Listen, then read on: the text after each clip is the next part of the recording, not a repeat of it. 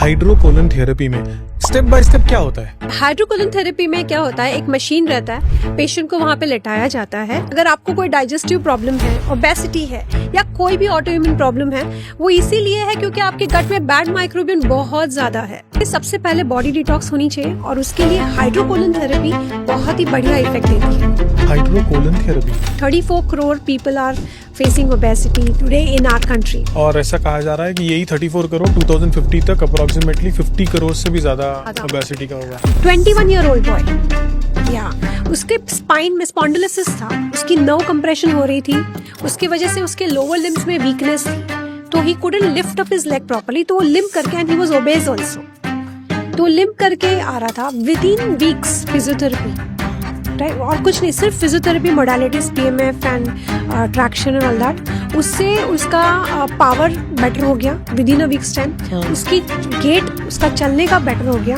Right, और उसकी sitting capacity भी अच्छी हो गई। पहले वो बिल्कुल नहीं बैठ पा रहा, बोला कि मेरी पढ़ाई में क्लासेस ही नहीं जा पा रहा, आई नॉट एबल सिट टू, तो वो पहले बिल्कुल नहीं बैठ पा रहा था, तो अभी वो 1.5-2 घंटे का लेक्चर अटेंड कर रहा है। डेली के फूड से हमें मैग्नीशियम कैसे मिल सकता है? क्या खाए तो मैग्नीशियम मिले? बच्चे मोबाइल देख देख के बॉडी पोस्चर खराब हो गया है, कैसे इम्प्रूव कर सकते हैं?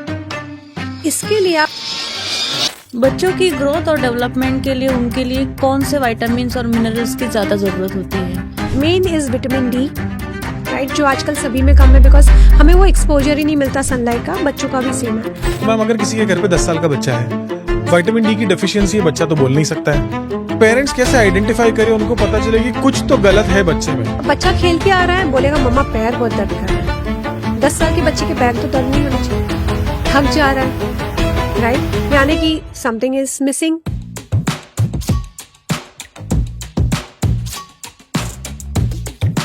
आज के इस एपिसोड में आप सभी लोगों का स्वागत है। आशा करते हैं कि आप बहुत ही खुश हैं और पॉजिटिव हैं। आप अगर ये एपिसोड देख रहे हो या हमारे चैनल पे आए हो, इसका मतलब है आप आपके हेल्थ के बारे में बहुत ज़्यादा सोचते हो, केयर करते हो, अपने आप की केयर करते हो, अपने पेरेंट्स की केयर करते हो, अपने फैमिली की केयर करते हो, और सारों की वेल बीइंग के लिए आप हमारे चैनल के ऊपर आए हो, ये हम ऐसा मानते हैं।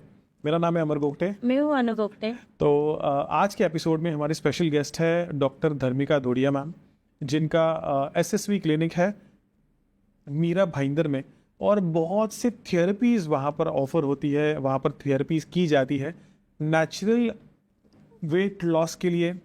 हाइड्रोकोलन थेरेपी है, ओजोन थेरेपी है, किलेशन है, बहुत सारी चीज़ें हैं जो नेचुरली आप आपके लाइफ में यूज़ कर सकते हो। मैंने बहुत सारा बोल लिया, इसको बोलने का मौका नहीं मिल रहा है। कभी कभी मुझे ऐसा लगता है कि एपिसोड मैं ही करता हूँ, लेकिन मैं करता नहीं हूँ, ये करती है, तो तू बोल ले अभी।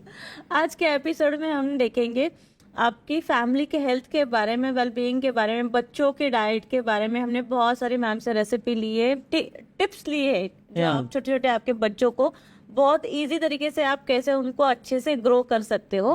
फिजियोथेरेपी के बारे में आज हमने जाना है कि कैसे आप फिजियोथेरेपी लेकर जो एक्सट्रीम सर्जरी की लेवल तक आप जा रहे हो, तो उसको हम कैसे डाउन कर सकते हैं। ओजोन थेरेपी के बारे में जाना, हाइड्रोकोलन थेरेपी के बारे में जाना, तो एपिसोड में डीप डाइव करते हैं, ज़्यादा टाइम आपका वेस्ट नहीं करते हैं। पहली बार अगर आप हमारे चैनल पे आए हो तो इसको सब्सक्राइब कर लो। इंस्टाग्राम के ऊपर आग अमर अनु शो को एक बार फॉलो कर लो। चलो डीप डाइव करते हैं आज के एपिसोड में। Dharmika ma'am, welcome to the show. हम दोनों आज बहुत एक्साइटेड हैं बिकॉज आज के शो में आपसे जो इन्फॉर्मेशन मिलने वाली है ना, वो पहले हमें बाकी के शोज में नहीं मिली थी, to be honest with you, क्योंकि वो इन्फॉर्मेशन बहुत यूनिक हुई है। हाँ, बिकॉज टॉपिक्स कवर नहीं हुए थे, और आपके जो एक्सपर्टीज आप आज हमारे साथ में शेयर करने वाले हो 100% बहुत वैल्यूएबल होंगे हमारे लिए और आपके लिए भी। डिस्क्रिप्शन में मैंने पूरा बता दिया था कि हम क्या देखने वाले हैं, क्या मिलने वाला है वीडियो में। तो सबसे पहले हम मैम स्टार्ट करने वाले हैं नेचुरल वेट लॉस थेरेपी के बारे में। आप जो नेचुरल वेट लॉस थेरेपी करवाते हो, उसमें क्या होता है एग्जैक्टली? जब हम नेचुरल वेट लॉस थेरेपी के बारे में बात करते हैं, उसका मतलब है कि हम आपके जो पैरामीटर्स जो डिस्टर्ब हुए हैं, पहले हम उससे करेक्ट करते हैं। उसमें आ जाता है डाइट, लाइफस्टाइल, एक्सरसाइजेस, ऐसी सिंपल लाइफस्टाइल, सिंपल डाइट जो आप एक लॉन्ग पीरियड ऑफ टाइम के लिए कंटिन्यू कर सकते हो। क्योंकि ये चीज़ें बहुत सिंपल और डुप्लीकेबल होनी चाहिए ताकि आपको बहुत ही बढ़िया मेंटेनेंस मिले। And it even includes detoxification of the body, because उसी के बाद आपका मेटाबॉलिज्म बेटर हो जाता है एंड सम न्यूट्रिशनल डेफिशिएंसी जो है उसको हम कवर अप करते हैं। अच्छा, तो पहली अगर एक ट्रीटमेंट की बात करें तो कौन सी ऐसी ट्रीटमेंट आप सबसे पहले आपके पेशेंट्स को ऑफर करते हो कि जो वो ले और नेचुरल वेट लॉस थेरेपी से स्टार्ट करे? Okay, so what I feel is कि सबसे पहले बॉडी डिटॉक्स होनी चाहिए और उसके लिए हाइड्रोकोलिन थेरेपी बहुत ही बढ़िया इफेक्ट देती है। हाइड्रोकोलिन थेरेपी? हाइड्रोकोलिन थेरेपी एक थेरेपी है, सिंपल थेरेपी है। हमने सुना हुआ है आयुर्वेदा में, योगा में, बस्ती सुना है, एनीमा सुना है, बट इसी का बेटर वर्जन कह सकते हो या एडवांस वर्जन कह सकते हो। एनीमा में क्या होता है कि जो सिर्फ lower part of the large intestine है वो क्लीन होता है, बट हाइड्रोकोलिन थेरेपी में अपना बहुत ही डीपर लेवल तक लार्ज कोलन में जो भी अनडाइजेस्टेड फूड, म्यूकस, टॉक्सिन्स, वो सारी चीजें क्लियर होती है। और साथ ही में जब आपका गट क्लीन होता है आपके पूरे ओवरऑल बॉडी के मैकेनिज्म में उसका फर्क पड़ता है। अच्छा, लेकिन अगर गट क्लीन होता है तो गट में थोड़े जो माइक्रो क्या बोलते हैं उसे, बैक्टीरिया होते जो अच्छे वाले, तो वो भी निकल जाएंगे फिर? या सी बेसिकली जब फ्लशिंग ऑफ वाटर होता है तो उसमें गुड माइक्रोबिन्स और बैड माइक्रोबिन्स दोनों ही फ्लश आउट होते हैं।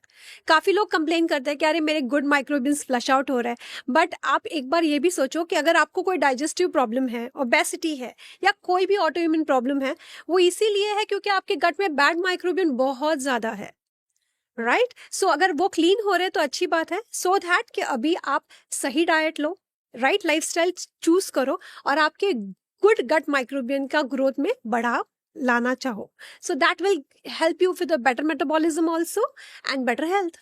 अच्छा मैम, सबसे पहले ना बेसिक से स्टार्ट करते हैं। हाइड्रोकोलिन थेरेपी में स्टेप बाय स्टेप क्या होता है? ओके, हाइड्रोकोलिन थेरेपी में क्या होता है, एक मशीन रहता है, पेशेंट को वहां पे लेटाया जाता है और उनका पूरे पैरामीटर्स चेक करते हैं before we start the session. जो मशीन है वो पहले नॉर्मल पानी को 5 बार फिल्टर करता है, अल्कलाइन करता है, 40 डिग्रीज वार्म करता है और वो टॉयलेट की जगह से इन्फ्यूज किया जाता है। अभी तकरीबन पूरे सेशन में around 30 to 45 litres of water जो है वो हमारे लार्ज कोलन में अंदर जाके पूरा फ्लश आउट होके बाहर आता है। ओके, राइट, और अंदर जो भी अनडाइजेस्टेड फूड है, म्यूकस है, टॉक्सिन्स है, उसको वो क्लीन करता है। और ये पूरे प्रोसेस में आप ये पूरा प्रोसेस जो है स्क्रीन पे देख सकते हो कि कितना कचरा बाहर आ रहा है। तो मैं स्क्रीन पे कंप्लीटली देख सकता हूँ कि मेरे कोलन में से कैसे पानी जा रहा है और कैसे वो म्यूकस या फिर अनडाइजेस्टेड फूड है वो बाहर निकल रहा है? एक्चुअली जो कैमरा रहता है वो हमारे गट के अंदर तो नहीं होता, राइट, तो okay. You can see that, मगर वो कैमरा मशीन में इनबिल्ट रहता है जहां से सारा कचरा बाहर निकल। तो कचरा जब बाहर निकल रहा है तो दिखता है? Exactly, so that is the thing. तो वो आप पूरे स्क्रीन पे देख सकते हो कि क्या क्या चीजें बाहर आई, राइट? एंड लोग अमेज हो जाते हैं क्योंकि कुछ लोग एक्सपेक्ट ही नहीं करते कि ऐसा कुछ हुआ Actually, रहेगा। जिसे And- कॉन्स्टिपेशन का कोई इशू नहीं, ये सब नॉर्मल है, फिर भी अगर ये फिर सब भी- निकल रहा है तो सरप्राइजिंग होता है, बिकॉज हमें लगता है काफी बार कि नहीं मेरा डाइजेशन तो बहुत बढ़िया है, पर शायद आपकी लाइफस्टाइल सही नहीं, आप बहुत स्ट्रेस से गुजरते हो, आपकी लाइफस्टाइल में बहुत ही जंक फूड है, और you know maybe you having some auto immune issue, some anxiety, depression, it can be anything. क्योंकि अल्टीमेटली हमारा गट, मेरे हस्बैंड हमेशा कहते हैं कि जिसका पेट साफ उसके हर दुख माफ। हाँ, सही। सही कहा मैम, बिकॉज सबसे बड़ा प्रॉब्लम गट से ही स्टार्ट होता है और गट अगर आपका क्लियर है तो आप 100% बहुत ही हैप्पी रहते हो। बट ये हाइड्रोकोलिन थेरेपी के बारे में ना मैम नेचुरल अवेयरनेस ही नहीं है, लोगों को पता ही नहीं कि ऐसी कोई थेरेपी होती है। इनफैक्ट मुझे भी नहीं पता था, बट ये थेरेपी मैं खुद अपने ऊपर ट्राई करना चाहूँगा। अगर वेट लॉस प्रोग्राम में जैसे पहला वाला थेरेपी आपने कहा कि हाइड्रोकोलिन थेरेपी कोई ट्राई कर सकता है, कितने सेशंस लेने चाहिए टू गेट प्रॉपर इफेक्ट और ये कितने ड्यूरेशन में लेना चाहिए? ओके, आइडियली एक पर्सन को ये 3 to 5 depend on the person to person, मगर जब हम ये सेशंस लेते हैं विद ड्यूरेशन ऑफ से 4 to 5 days या फिर मैक्स 1 वीक, अगर हम ये कंटिन्यूस 3 से 4 सेशन कंप्लीट करते हैं 15 डेज से 1 मंथ के अंदर, तो ये हमें कंप्लीट क्लीनिंग इफेक्ट देता है। उसके बाद हमें ये डायरेक्टली आफ्टर 6 मंथ्स ही लेना है, 6 मंथ्स तक हमें गैप देना है। क्यों? क्योंकि जब ये सेशन होता है तो हमारे गट में से गुड एंड बैड माइक्रोबियन ये दोनों ही फ्लश आउट होते हैं, तो हमें ये 6 मंथ्स ऑफ पीरियड बीच में इसीलिए देना है ताकि अभी हम गुड गट माइक्रोबियन का ग्रोथ बढ़ाए। So ma'am good gut microbian मतलब good bacteria bad bacteria? Yes, right. So ये गुड बैक्टीरिया और बैड बैक्टीरिया बनने के लिए यूजुअली 6 मंथ्स का टाइम लगता है? ऐसा नहीं होता है, but normally we give that period of time, क्योंकि एक बार तो साफ हो गया है ना बराबर। हाँ तो अभी आप अपनी लाइफस्टाइल चेंज करेंगे, अपने फूड हैबिट्स बेटर करेंगे, तो वो धीरे धीरे ग्रोथ होता है ना। किसी भी चीज का अभी खेती करने के लिए भी समय तो चाहिए ना। हाँ ma'am, it's kind of a farming in your gut. अच्छा, कितना टाइम जाता है मैम हाइड्रोक्लोन थेरेपी के लिए? It is a 45 minutes to 1 hour of session. Ma'am कोई एक टेस्टिमनी बताओ ना कि हाइड्रोकोलन थेरेपी में बिफोर क्या था और आफ्टर क्या था और कैसे इफेक्ट आए उनमें। I had one 19-year-old boy, उनका वजन था 106 kg, 105 kg, 19-year-old 19-year-old, right? And उनकी लाइफस्टाइल डेफिनेटली ही was, I think, studying student था। 19 साल के बच्चे को क्या स्ट्रेस हो सकता है? सेडेंटरी होगा ना, एकदम junk food sedentary. Bad food वगैरह। उनको हमने 25 days के अंदर we gave him a program of diet, exercise. We did 3 sessions of hydrocolon therapy with far infrared sauna, and we gave him a nutritional, उसकी जो भी deficiency थी वो gap को हमने fill किया with some supplements. He lost around 6 kg in 25 days. Right, and that was a natural weight loss. कोई जबरदस्ती का स्ट्रिक्ट डाइट या जिम या बहुत कुछ या ऐसी कोई मेडिसिन जिससे वेट लॉस हो, नहीं। This was a natural weight loss. उसके बॉडी ने वो एक्स्ट्रा वेट को शट ऑफ किया।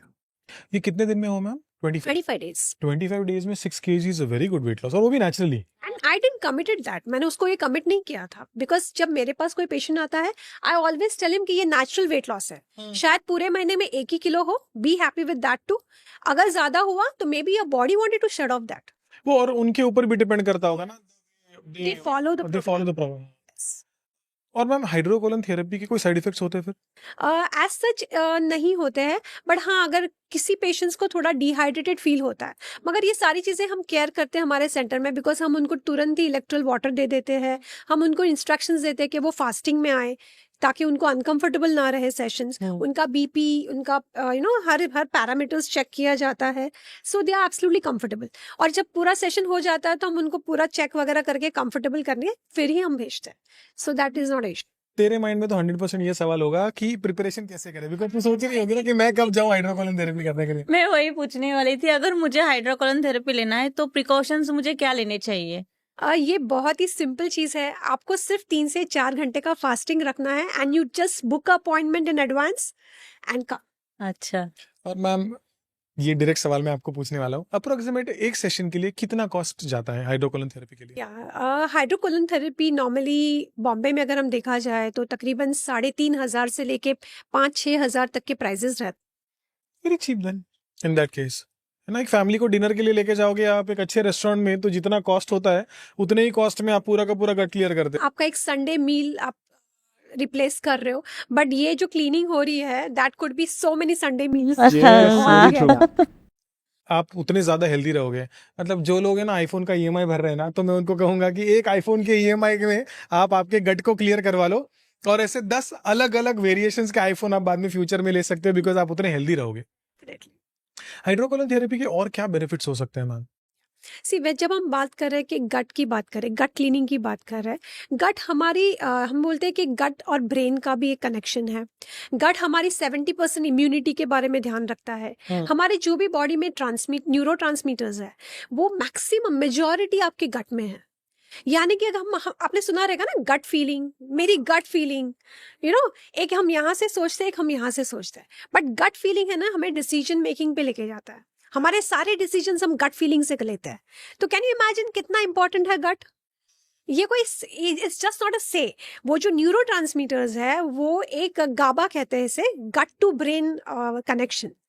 अगर आपका गट क्लीन है, राइट तरीके के हार्मोन्स रिलीज हो रहे बॉडी में, आपके सारे organs are happy because your body is clean, right? So definitely it will help you throughout the thing, for anything. और हाइड्रोकोलन थेरेपी में तो सबसे इंपॉर्टेंट डायरेक्टली गट पे अटैक हो रहा है, आपके कोलन्स को ही वो क्लीन करवा रहा है। मेन डिटॉक्स तो ऐसे करते हैं हम लोग नॉर्मली, जो एक ऑयल होता है, ऑयल से डिटॉक्सिफिकेशन होता है, फिर बाद में अलग अलग हम काढ़े पीते हैं, लेकिन ये तो पूरा प्रॉपर जो इनर सिस्टम है हमारा वो पूरा क्लीन होकर डिटॉक्सिफिकेशन हम कर रहे हैं। और हमारे सेंटर में हम कैसे प्लान आउट करते हैं कि हम बेसिक थोड़ा डाइट वगैरह भी बताते हैं उनको। हम पहले उनको एक अभ्यंगा मसाज देते हैं 1 आवर का, अच्छा, जो उनके मसल्स को रिलैक्स कर देता है, उनके लिम्फेटिक ड्रेनेज को ठीक कर देता है। Then we do a far infrared sauna session, वो अगेन हमारे कोलन मसल्स को रिलैक्स करता है, बॉडी के दूसरे टॉक्सिन्स भी है वो भी उसमें रिलीज हो जाता है। तो it's kind of a full body detox effect. और उसके बाद हाइड्रोकोलन। तो ये 3 घंटे का प्रोसेस रहता है, but it gives a wonderful effect to the person, they are very happy with it. हर एक सेगमेंट के ऊपर अलग अलग डिस्कस करने वाले हैं। तो अभी हाइड्रोकोलन थेरेपी के बारे में आपने हमें बताया। वेट लॉस में हाइड्रोकोलन थेरेपी से जो बेनिफिट्स मिलते हैं, ऐसी कोई और थेरेपी है जो यूज करते हो आप इमीडिएटली और उससे भी बेनिफिट आ जाता है? या वी हैव फार इंफ्रारेड सोना थेरेपी एंड ओजोन थेरेपी। ये भी काफी बढ़िया तरीके से कॉम्प्लीमेंट करते हैं वेट लॉस प्रोसेस को। फार इंफ्रारेड में क्या होता है? फार इंफ्रारेड सोना थेरेपी एक बॉक्स है, हाँ। राइट। काफी जिम्स में स्टीम हाँ। नॉर्मल सोना रहता है। वो जो नॉर्मल सोना रहता है उसमें जो अंदर की हवा है उसको हीटेड, उसका टेम्परेचर बढ़ाया जाता राइट है राइट। ताकि आप स्वेट करो। और वो जो थेरेपी रहती है वो आप हार्डली 15 मिनट्स सह सकते हो, then you come out of the box, right. यहाँ पे थोड़ा डिफरेंट रहता है। यहाँ पे फार इंफ्रारेड रेज होते हैं जो हमारे बॉडी में पेनिट्रेट करते हैं इन दैट बॉक्स। प्लस वो बॉक्स के अंदर का जो भी वॉल्स है वहाँ पे ऐसी पॉलिशिंग की जाती है ताकि वो वेव्स है ना वो रिफ्लेक्ट करके वापस हमारे बॉडी में आ जाए, यानी कि maximum exposure to the waves. और जब ये डीपली पेनिट्रेट करते हैं हमारे बॉडी में, उसके मल्टीपल इफेक्ट्स हैं। Like if I tell you the basic ones, जब हम टॉक्सिन्स की बात करते हैं, डिटॉक्स की बात करते हैं, तो हैवी मेटल टॉक्सिसिटी के बारे में जाना रहेगा, which is very common these days, जैसे कि लेड, मर्क्यूरी, कैडमियम, राइट। ये कॉस्मेटिक्स की वजह से हो सकता है, पानी की वजह से हो सकता है, कई बार प्रोटीन पाउडर हम लेते हैं उससे भी इंटेक हो जाता है, उससे भी आता है, राइट। हम तो ऐसे कॉस्मेटिक्स यूज करते हैं, राइट। फिर जो पेट्रोल की जो धुएं रहते हैं, या फिर टायर जो Pollution कितने रोड्स, हम we are staying in Mumbai, right. कितनी व्हीकल्स है, तो वो जो टायर्स है, वो जो ब्रश होते हैं रोड पे, वो भी कैडमियम रिलीज करते हैं, करेक्ट। जो हम ब्रीद इन कर लेते हैं। हाँ, ब्रीद इन करते हैं उससे। अभी यही टॉक्सिन्स हमारे फैट्स के आजू बाजू में जाके डिपॉजिट करते हैं, हमारे ऑर्गन्स में जाके डिपॉजिट करते हैं और हमारे ऑर्गन्स के फंक्शंस को डिस्टर्ब करते हैं। ये जो फार इंफ्रारेड सोना है, ये वेव्स अंदर जाके ये टॉक्सिन्स को अपने पसीने के द्वारा बॉडी से एलिमिनेट करता है।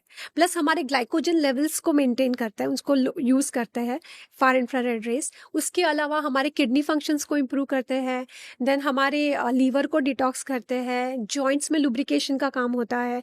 It has multiple effect, anxiety, sleep, then autoimmune issues like thyroid, PCOD, आपके गट इश्यूज, गैस्ट्राइटिस है, या फिर विटामिन डी डेफिशिएंसी है आपके बॉडी में। आप 30 मिनट्स का फार इंफ्रारेड जो है, it is equivalent to 10 kilometres of jogging. ये बढ़िया है उन लोगों के लिए जो एक्सरसाइज नहीं कर सकते क्योंकि वो बहुत ज्यादा ओबेस है, हाँ। या तो उनको कोई हार्ट प्रॉब्लम है, या तो you know they have some other problem जिसकी वजह से वो जेन्युइनली एक्सरसाइज नहीं कर पा रहे। तो वो उनके लिए भी बहुत बढ़िया है, ओबेसिटी के लिए बहुत बढ़िया है क्योंकि ये फैट लॉस भी देता है। तो फार इंफ्रारेड में अगर 30 मिनट्स हम बैठते हैं, Yes. तो अप्रोक्सीमेटली कितनी कैलोरीज बर्न करते हैं मैम? Approximately 600 to 900. 30 मिनट्स में? Yes. That's a huge number. अगर 600 to 900, Again, it is subjective from person to person. Person to person. But this is a generalized. But अगर कोई obese होगा तो ज्यादा कैलोरी बर्न करेगा, और कोई लीन होगा, सबकी बॉडी टेंडेंसी पर डिपेंड करता है, और कोई लीन होगा तो उसका कम कैलोरीज बर्न करेंगे। As per the need. तो किसने ये फार इंफ्रारेड एक्चुअली लेना चाहिए? आइडियली तो हम सबको लेना चाहिए। Even I take, my son takes, my family takes, right. क्योंकि ये ऐसा नहीं कि कोई बीमार इंसान के लिए है, ये एक नॉर्मल बंदे के लिए है जो सिटी में having a very busy life, तो ये सभी के लिए है। Same thing with hydrocolon therapy. हमें लगता है ये किसको कराना चाहिए, ये सभी को कराना चाहिए। My self I have done it twice, right. क्योंकि जब मैंने ये खुद एक्सपीरियंस किया, देन ओनली आई फेल्ट कि oh this is a need for each and every one. अगर मैं बोलूँ मेरे सेंटर में अप्रोक्सीमेटली 70% लोग ऐसे आते हैं जो नॉर्मल है, उनको कोई प्रॉब्लम नहीं है। I when they take their history, उनके ब्लड रिपोर्ट्स नॉर्मल है, उनको डायबिटीज भी नहीं है, ब्लड प्रेशर भी नहीं है, वो ओबेस भी नहीं है, but they have come just for the detox. Her health conscious person को ये लेना चाहिए, क्योंकि हम स्नान करते हैं, हम फेशियल्स कराते हैं, हम नेल्स साफ करते हैं, पेडिक्योर मैनिक्योर करते हैं, तो why not clean your gut. One of the most important factors of your और organs of your body, internal cleaning. Internal cleaning. Ma'am एक ऑफ द ट्रैक क्वेश्चन है, बट हो सकता है कि ये हाइड्रोकोलिन थेरेपी से इम्पैक्ट देता होगा। हाइड्रोकोलिन थेरेपी के 3 या 4 सेशंस लेने के बाद में क्या फेशियल फेस में कोई चेंजेस आ जाते हैं, ग्लो आ जाता है, पिंपल्स कम होते हैं, ऐसा कुछ होता है? सी काफ़ी बार जब हमारे गट बराबर नहीं होता, जैसे कि इफ़ पीपल आर कॉन्स्टिपेटेड तो उससे भी एक्नेस वगैरह आ जाते हैं। तो अगर अगर वही इश्यू है, वही कारण है आपके एक्ने का, तो definitely you will see the results. Changes हो जाएंगे फेस के ऊपर भी, फेस ग्लो करना स्टार्ट करेगा, हो सकता है। सी आई वुड नॉट से फेस, बट हाँ फार इंफ्रारेड के बाद फेस ग्लो करना शुरू हो जाता है। मैं हाइड्रोकोलिन के लिए ऐसे क्लेम नहीं करूंगी, बिकॉज वो पता नहीं क्या रीजन की वजह से आपका फेस में प्रॉब्लम है, आपको शायद फंगल इन्फेक्शन है, सन एलर्जी है, बट डेफिनेटली आपका ओवरऑल एलर्जी में या हर चीज में हाइड्रोकोलिन विल हेल्प। हाँ मैम, फार इंफ्रारेड के लिए कोई एक एग्जांपल बताओ ना, कि जहाँ पे कोई आए थे आपके पास में पेशेंट, कंटिन्यूअसली उन्होंने फार इंफ्रारेड की ट्रीटमेंट ली और अभी they are feeling much better. We had one CA patient. He was CA in the sense he was a chartered accountant, and उनकी लाइफ बहुत ही बिजी थी, बहुत ही ज़्यादा means he was at a very good post also, doing good in life.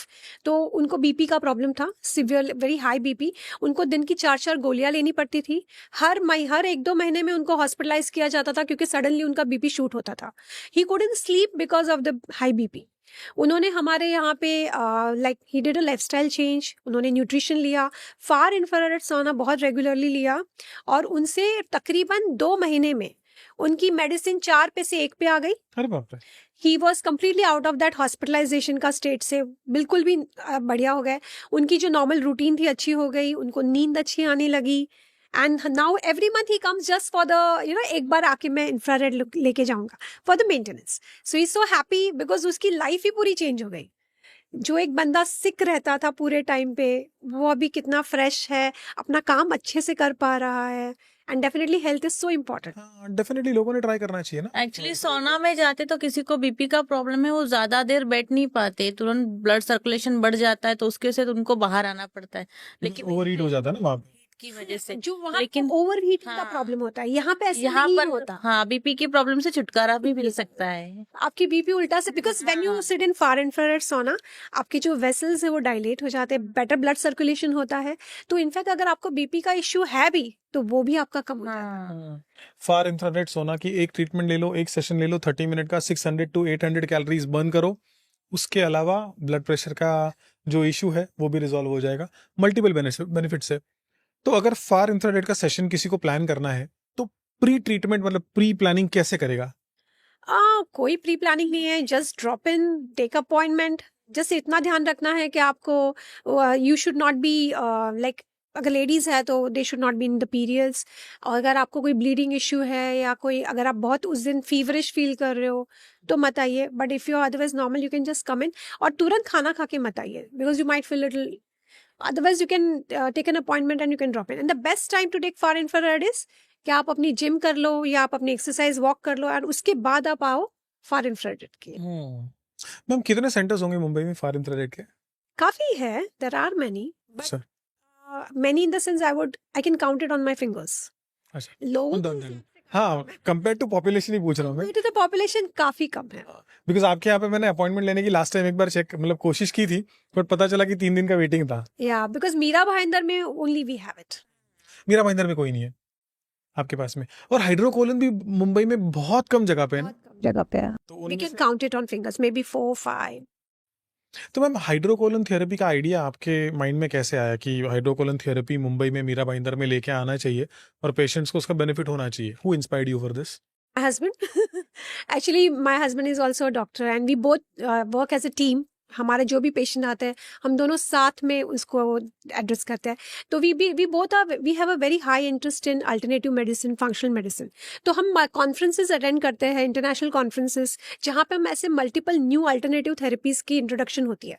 तो जब हमने पहले इसके बारे में देखा, my husband was very excited and we went to the centre. हमने खुद पहले लिया, हम दोनों ने लिया, right? We experienced it, and then we thought we should have something at our center, because we've been always looking for something new, something जो किस innovative, और best चीज क्या है कि इसमें से कोई भी ऐसी therapies हम नहीं देते हमारे क्लिनिक पे जिसकी कोई साइड इफेक्ट्स हो। These are all natural, truly natural. अभी थोड़ा आपके बारे में जानना चाहेंगे। So what exactly you did in your life? आपकी शुरुआत करियर की कैसे हुई? What is the qualification that you have done? What is the experience that you have? वो सारा हमें और हमारे व्यूअर्स को बताइए ना. Yeah, sure. I'm a physiotherapist. I did my studies from KM Hospital. उसके बाद मैंने इंटर्नशिप की नानावटी हॉस्पिटल में, जहाँ पे डॉक्टर अली ईरानी थे, उनके अंडर में हमने सीखा. I was there for 6 months with them. वहाँ पे हमने बहुत बढ़िया एक्सपीरियंस लिया. And then I worked in a private clinic जहाँ पे सेरेब्रल पैल्सी पेशेंट्स थे, ऑर्थोपेडिक पेशेंट्स थे, for say 1 or 2 years. And then I got married and then I joined my husband. He was already having a practice and हम दोनों ने साथ में practice start की. एंड मुझे ऑलमोस्ट 25 years हो गए. I passed out and I started my practice. So ma'am, अब तक आपने कितने पेशेंट्स को ट्रीट किया होगा? Sorry, I didn't count it. More than 20-25,000 patients. Oh, I don't know. Starting में like 5 years I was very much. फिर बीच में when I had my kids, हाँ, तो मैंने थोड़ा थोड़ा break gap लिया था.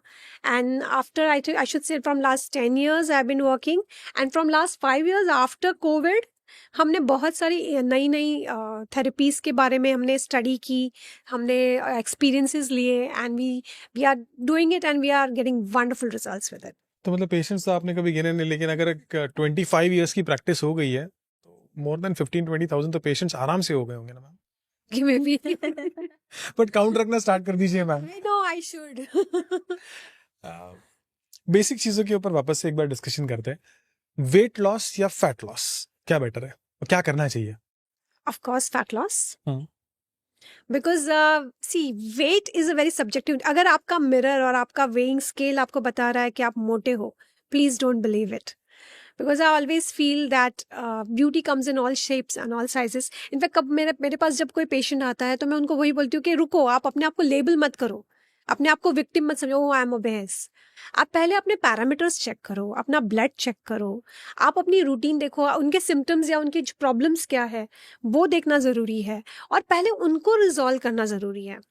राइट? बिकॉज जैसे वो गेट क्विक स्कीम्स आती थी ना पहले, वैसे अभी गेट थिन क्विक स्कीम्स आ रही है. लोगों को जस्ट कुछ भी करके वजन कम करना है. ये मेडिसिन दे दो, वो इंजेक्शन दे दो, मुझे स्ट्रिक्ट डाइट पे डाल दो. हाँ, आपने वो कर लिया, वजन कम भी कर लिया, but what about after 6 months? आप वापस से वही पुट ऑन कर रहे हो या ज्यादा पुट ऑन करके आ रहे हो. I get so many patients. Consistency नहीं रखेंगे, डिसिप्लिन नहीं रखेंगे तो इट्स अबाउट आप जो कर रहे हो एक टेम्पररी चीज है ना. रिवर्स होता है मैम फिर उनकी वजह से. 100% होता है. 100. You must have seen people like 10 kilo कम कर दिया 1 महीने में. मैंने ये ज्वाइन किया, मैंने वो मशीन लिया, मैंने ये मशीन लिया, या मैंने ये इंजेक्शन लिया, वो मेडिसिन ले ली, and then you land up with some other issue. आज सुबह ही मेरे पास एक पेशेंट आई थी. She was a 47-year-old female. I am like, मैं बहुत ऑब्सेस्ड थी वेट लॉस को लेके. मैंने बहुत कुछ किया, मैंने ये डाइट किया, वो किया, और अभी मुझे 2 महीने से थायराइड हो गया है. मुझे बहुत सिवियरली कॉन्स्टिपेशन हो गया है. My digestion is been screwed up completely. Right? So what about the rest? आगे का क्या? उससे अच्छा आप नेचुरली करो ताकि आपको बहुत बढ़िया मेंटेनेंस मिले. तो मैम कितना सेफ है नेचुरली आपके प्रोग्राम में वेट लॉस पर मंथ करना? सेफ, इट इज 100% सेफ, क्योंकि हम नेचुरली कर रहे हैं. और कितने केजी तक हो सकता है? As I said, it varies from person to person. मेरे पास ऐसे पेशेंट्स हैं जिसका महीने में 1 किलो भी हुआ है, 1 महीने में 8 किलो भी हुआ है. अच्छा. I had one patient, she was 57-year-old female. She was very obese, more than 75 kg weight था. उनके दोनों घुटने 3rd डिग्री पे ऑस्टियोआर्थराइटिक थे. डॉक्टर ने उसको सर्जरी करने बोला था. राइट? अभी मैं इसको एक वेट लॉस पेशेंट गिनूं, एक फिजियोथेरेपी पेशेंट गिनूं, बट हमारे सेंटर में हम एक पेशेंट को होलिस्टिकली देखते हैं. हम उनके सारे प्रॉब्लम्स एनकाउंटर करते हैं. उनको आके 1.5 महीना हुआ, she lost 7 kg of a weight. With physiotherapy treatment and ozone therapy उनकी नीज ऑलमोस्ट 70% बेटर है. Now she is able to walk much better. अभी उनको नीड नहीं लग रही है सर्जरी की. मैं ये नहीं बोलूंगी कि उनको सर्जरी की कभी नीड होगी नहीं, but at least she has stretched herself to some more years, right?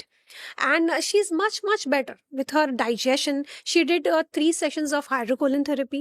Far infrared के लिए regularly आती है वो. And definitely my diet, exercise and lifestyle change with nutrition, it works wonders. और ये natural है, इसमें safe क्या नहीं है. ये जो वेट लॉस का प्रोग्राम है आपके पास में, उसके लिए कोई स्पेसिफिक एज लिमिट है या कोई भी उसके लिए जा सकता है? Anyone can do it. Okay. Because it is natural. Kids में भी आजकल बहुत ओबेसिटी का इश्यूज आ गए ना मैम.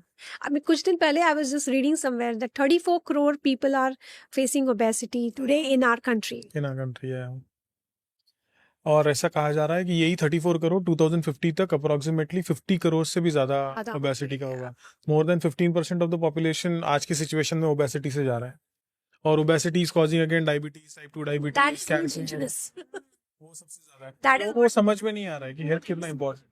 और पोस्ट कोविड ना मैम ये और ज्यादा बढ़ इंक्रीज हो गया है। That's true. अभी अगर कोई वेट लॉस करवाता है मैम, तो वेट लॉस में मसल लॉस भी होता है। तो आपके प्रोग्राम में मसल लॉस कम हो, इसके लिए आप क्या करते हो? उसके लिए वी सी टू इट कि उनकी नरिशमेंट कॉम्प्रोमाइज ना हो। जब हम पेशेंट को बहुत स्ट्रिक्ट डाइट पे डालते हैं या फिर यही कैलोरी काउंट करो, ऐसे बस सूप पे ही रहो, कितने दिन इंसान सूप और सैलड पे रहेगा? एक ना एक दिन तो वो खाना शुरू कर देगा। उससे अच्छा we give them healthier options of food, जिससे उनकी प्रोटीन लेवल अच्छी हो, उनकी न्यूट्रिशन बढ़िया हो। We give them certain supplements, basic चीज़ें जैसे विटामिन डी है, मैग्नीशियम है, जिंक है। हमारे बॉडी में फैट्स ब्रेक डाउन करने के लिए भी सारी न्यूट्रिशन की ज़रूरत होती है। राइट। राइट। एंड फैट्स, अगर मैं बताऊँ, फैट्स ब्रेक डाउन करने के लिए सबसे ज़्यादा ज़रूरी है वो है good oxygen in your body. अगर आपके बॉडी में ऑक्सीजनेशन नहीं है बराबर, तो आपका फैट्स ब्रेक डाउन नहीं होगा। तो कैसे आइडेंटिफाई होगा कि मेरे बॉडी में गुड ऑक्सीडेशन नहीं है, मुझे वो थेरेपी लेनी चाहिए? इनफैक्ट मैं बोलूँगी ज़्यादातर हम सभी लोगों का प्रॉब्लम है। How do we breathe? क्या हम सब एब्डोमिनल ब्रीदिंग करते हैं? अपने बच्चे को सोया, जब बच्चा सोया रहता है, यू कैन सी उसका पेट ऊपर जा रहा है व्हेन दे ब्रीथ, राइट? कभी शांति से बैठो और रियलाइज करो कि आप कैसे ब्रीथ करते हो। Do you breathe with your shoulders and chest और do you breathe with your tummy? Right, shoulders and chest. अब जब आप बहुत एंग्री रहते हो तो आप कैसे ब्रीथ करते हो? होता ही नहीं वैसे। Okay, you must have seen someone getting angry. हाँ। How do they breathe? Deep breath अगर करते हैं, Shoulder and chest. तो अगर पूरा दिन आप वही ब्रीथ कर रहे हो, that means it's a stressful breathing. हाँ, ओके, ये पता ही नहीं था, कभी सोचा भी This नहीं is a very simple thing.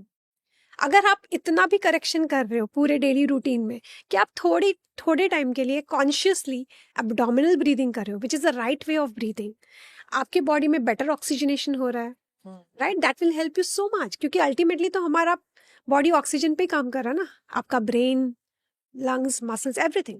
तो एब्डोमिनल ब्रीदिंग अगर किसी को करनी है, कैसे करनी चाहिए? अभी ये बहुत बड़ा क्वेश्चन आ गया, बिकॉज ब्रीदिंग तो नेचुरली होती है मैम, और हम नेचुरली कर रहे हैं अभी। तो नहीं रहता ना ब्रीदिंग, हम कर रहे हैं तो मैं आपको नॉर्मल। बता सकती हूँ कि कैसे करना है। बताइए ना। ठीक है, अपने पेट पे हाथ रखिए, मैं इसको रख देता हूँ। या नॉर्मल सांस लीजिए। जब आप ब्लो कर रहे हैं, आपको एक्सपीरेशन, यानी कि जब आप सांस छोड़ रहे हैं, आपको मुंह से छोड़नी है, ऐसे करके छोड़नी है। जब आप मुंह से सांस छोड़ रहे हैं, पेट को अंदर लीजिए, क्योंकि सारी हवा बाहर आ रही है ना। नहीं, you are using your chest and shoulder again. Sorry, you can look at me. पेट अंदर गया, पेट बाहर आया, पेट अंदर गया। You relax your chest and shoulder and you just breathe with your abdominal. It's okay, अभी नहीं आया तो you can practice it. ये तो यूज ही नहीं हुआ। You just practice this. आप ऐसे 10 ब्रेथ ले लीजिए, your body will relax. शायद अगर आप बहुत गुस्से में हो तो वो भी शांत हो जाएगा, जो आपको नहीं आता। Maybe someone else can try that. So this is a very simple thing, very very simple thing. मैं मेरे हर पेशेंट को ये सिखाती हूँ, बट इतना भी करने से they feel so good. क्योंकि काफी बार हमें टाइम नहीं है बहुत सारा योगा करने के लिए, मेडिटेशन करने के लिए। आप अपने ऑफिस में बैठ के करो, आप अपने घर पे बैठ के करो, आप ट्रैवल करो वहां पे। एब्डोमिनल ब्रीदिंग अगर 10 मिनट कोई डेली करता है, तो क्या बेनिफिट्स उसको लॉन्ग टर्म में दिखेंगे ma'am? It is something like yoga. जैसे प्राणायाम अगर अच्छे से कर रहे हैं, मेडिटेशन कर रहे हैं, बेटर ऑक्सीजनेशन हो रहा है, थिंकिंग क्लियर हो रहा है, ऑक्सीजन अच्छा बॉडी में जा रहा है, तो आपके सारे बॉडी फंक्शंस बेटर हो रहे हैं। It is like a effect of a yoga. You feel more fresh, you feel more energetic, right? अनुलोम विलोम करके योगा Yeah. में एक आसन है। Yes. और ये रिजीम अगर स्टार्ट करना है तो 10 ब्रेथ से इनिशियली स्टार्ट किया और धीरे धीरे इंक्रीज किया तो बेस्ट होगा ना? Yeah, definitely. और उसमें कंसंट्रेशन लगाना पड़ेगा? शुरुआत में शायद पहले 1-2 दिन, बाद में तो आप जस्ट सोचो कि हाँ मुझे अभी एब्डोमिनल ब्रीथिंग करना, you'll do it. ना 100% घर पे एक बार ट्राई करते हैं। मैं आज से ही उसको इम्प्लीमेंट करने की कोशिश करता हूँ, बिकॉज ये बहुत ही नया चीज हम दोनों के लिए आज सीखने के लिए मिला। यूजुअली ये रियलिटी है मैम कि हम चेस्ट और शोल्डर से ही ब्रीथ कर रहे हैं। उसमें क्या होता है, लंग्स में हमारे सिर्फ हम अपर लंग ही यूज कर रहे हैं, टिप ऑफ द लंग या एपेक्स ऑफ द लंग कहते हैं, तो वहां पे तो बहुत कम जगह है ना, तो ऑक्सीजन उतने में ही आपका ये हो रहा है। मेन जो बड़ा लोब है वो नीचे है। तो जब हम सांस लेते हैं तो हमारे लंग्स अगर पूरी तरह से भर रहा है तो वो हमारे डायफ्राम को पुश करता है और हमारा एब्डोमेन बाहर आ जाता है। तो अगर हमारा एब्डोमेन अंदर मीन्स आप वो मूवमेंट ही नहीं हो रहा है, आपका डायफ्राम हिल ही नहीं रहा है। और जब आपका डायफ्रामेटिक ब्रीदिंग करते हैं हम, तो आपके पेट के ऑर्गन्स के लिए भी अच्छा है क्योंकि उसको भी मूवमेंट मिल रही है। So ma'am naturally during sleep फिर वो एब्डोमिनल ब्रीदिंग ही होता है, डिपेंड्स। Person to person? या अगर आप बहुत स्ट्रेस में भी हो ना, आप देखो आप एब्डोमिनल ब्रीदिंग नहीं हो पाएगा आपका। बट एब्डोमिनल ब्रीदिंग अगर करते तो स्ट्रेस लेवल्स भी कम होंगे? 100%। और स्ट्रेस लेवल्स अगर किसी के अब जा रहे हैं या कुछ चेंजेस हो रहे तो क्या सिम्टम्स एक्चुअली मिलता है? स्ट्रेस के symptoms it can B headache, it can B migraine, it can be bad digestion, it can B anxiety, anger, बहुत कुछ। उसी से तो थायराइड, डायबिटीज, ब्लड प्रेशर सब वहीं से तो आ रहा है। थोड़ी देर पहले आपने ओजोन थेरेपी के बारे में कहा था, तो ओजोन थेरेपी होती क्या है एक्चुअल में? Okay, ozone therapy is a complementary therapy जो हर ट्रीटमेंट के साथ ली जा सकती है। ऑक्सीजन इज O2, उसको हम एक मशीन से पास करके O3 करते हैं। O2 से O3। तो there is an extra molecule of O, वो हमारे बॉडी में जाके फ्री रेडिकल्स को नलिफाई करता है। Free radicals is stress, right? ये जब हम ये ओजोन थेरेपी है, इट इज़ अ इम्यूनोमॉड्यूलेटर, इम्यूनिटी बढ़ाता है, हमारे मेटाबॉलिज्म बेटर करता है, हमारे बॉडी में हीलिंग का काम करता है। It is a very good anti microbial. Diabetic foot है या ऐसी जख्म है जो भर नहीं रहे, वो ओजोन थेरेपी से हो जाता है। या इट इज़ अ वंडरफुल, वो अपनी बॉडी के इन्फ्लेमेशन को कम करता है।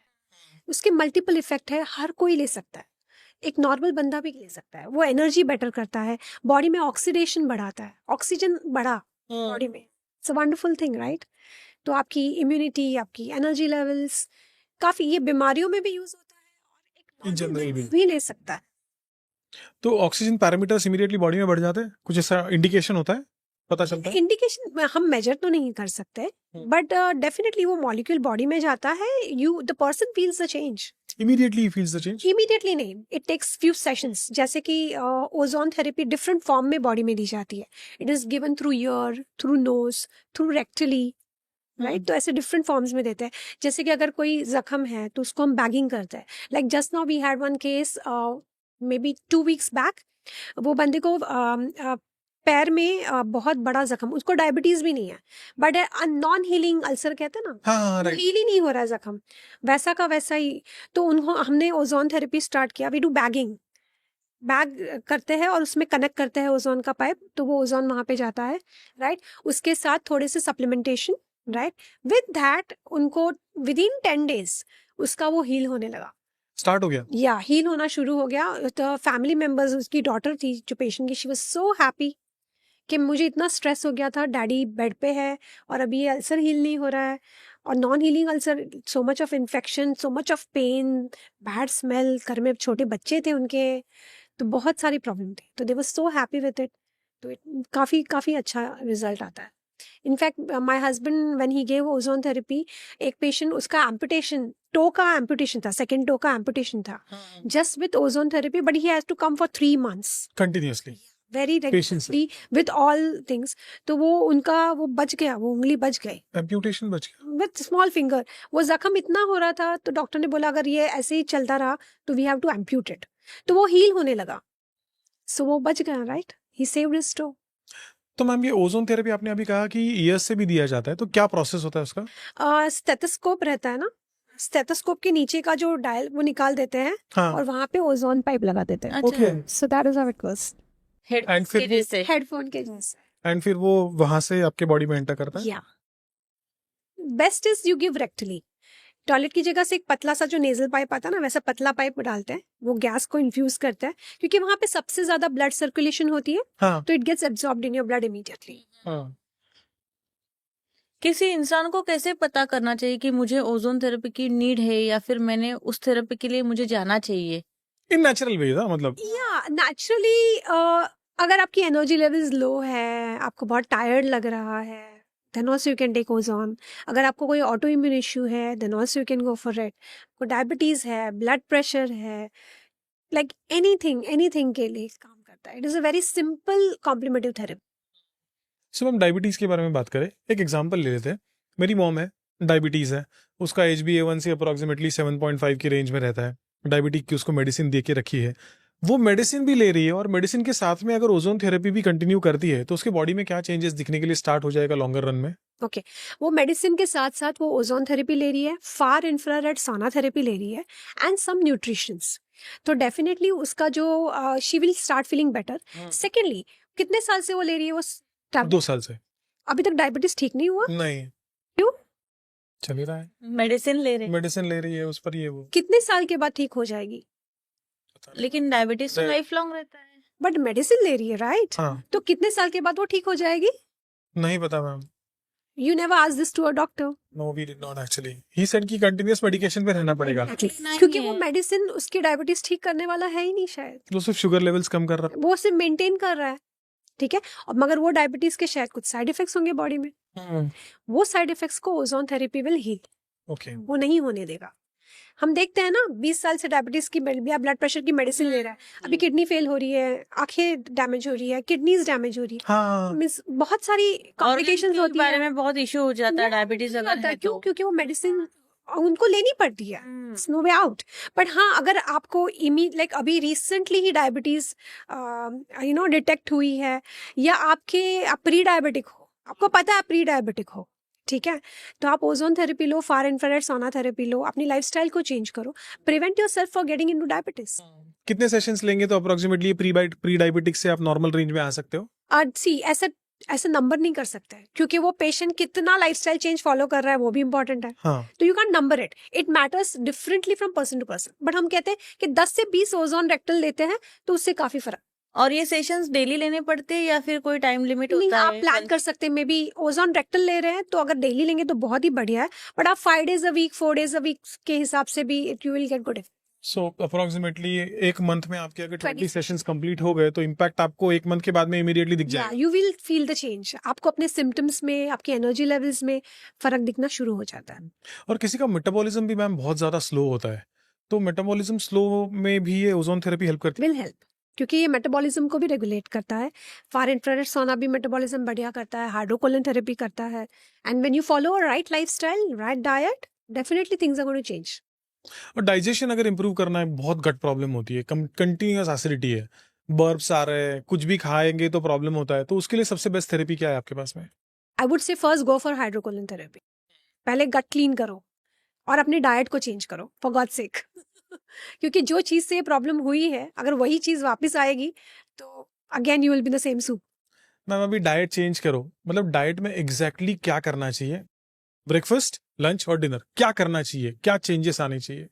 सी, अगर हम डाइट की बात करते हैं तो उसके लिए सबसे बहुत इंपॉर्टेंट है कि फॉलो अ सर्कैडियम रिदम. उसका मतलब है कि जैसे सनराइज होता है उसी तरह से हमारे बॉडी में भी चेंजेस होता है. हमारी डाइजेस्टिव फायर है, उस हिसाब से हमें अपने बॉडी को फूड देना चाहिए. हाँ. जैसे कि सुबह सनराइज हो रहा है तो आप 9-10 बजे के आसपास अपनी ब्रेकफास्ट को प्लान कर सकते हैं. सबसे बेस्ट डाइजेशन कब होता है? जब सूरज पीक पे रहता है, यानी कि between 12 to 2. Okay. So that is a good time to have your lunch, right? And then evening 6 o'clock के बाद हमारी digestive fire low dim होने लगती है, हाँ. right? तो that's why early dinners are always better. जो हमारे ancestors, हमारे grandparents किया करते थे, that's why they're more healthier, more younger, right? दूसरी बात, जो हम खाना खा रहे हैं उसको आप means प्लान कीजिए, like you find a good choices. आप क्या चूज कर रहे हो ना, वो बहुत इंपॉर्टेंट है. सेम थिंग अगर आप बाहर जाके भी खाना खा रहे हो, what are your choices. And second is the portion. कोई भी चीज अगर हम एक्सेस में खा रहे हो, वो चाहे अच्छी चीज हो या बुरी चीज हो, कहीं ना कहीं जगह बॉडी में हार्म करती है. तो you have to plan your portion, which is again very very important. क्योंकि अगर मैं देखती हूँ कि मेरे फैमिली में जो लोग काफी अच्छा लाइफ स्पैन रहा है, हाँ, तो वो ये एक फर्स्ट थी, वो बहुत एक्टिव थे. हाँ. वो अपना खाना टाइम पे खाते थे, उनका पोर्शन बहुत ही कम था, राइट? ये 3-4 चीजें ही, और वो बहुत ही हैप्पी रहते थे. मीन्स नो, हाँ, किसी को देते भी नहीं थे, खुद लेते भी नहीं, है ना? तो ये 3-4 चीजें थी जिससे उनकी लाइफ स्पैन बहुत बढ़िया थी. अगर इसमें से अगर थोड़ी थोड़ी चीजें हम करने लगे तो हमारी लाइफस्टाइल डेफिनेटली बेटर हो सकती है. सबसे बड़ा कंसर्न पेरेंट्स को मैनेज करना, पेरेंट्स की डाइट को मैनेज करना, बिकॉज पेरेंट्स ध्यान नहीं देते हैं। बच्चे अगर पेरेंट्स को बोलने के लिए जाएंगे कि पापा मम्मी ये मत खाओ, तभी भी वो खाएंगे ही खाएंगे। तो पेरेंट्स को अगर लॉन्जेटिविटी बढ़ानी है, हेल्दी लाइफ देनी है, तो क्या करना चाहिए ma'am? I can understand. I have a set at my home also. I know वो नहीं सुनते, वो बोलेंगे मैं तो बचपन से खाता आया हूँ तो अब क्यों नहीं खा सकता। हम क्या करते हैं, me and my husband, we try to give them supplements जो उनकी प्रॉब्लम्स है। जैसे कि अगर आपने बोला आपकी मॉम को डायबिटीज है, तो कुछ विटामिन डी है, विटामिन सी है, ये थोड़े सप्लीमेंट्स दे सकते हैं, राइट, ताकि उनकी हेल्थ बेटर रहे। और डाइट में उनका बेस्ट मैं देखती हूँ कि मैं उनको वक्त पे खाना दूँ।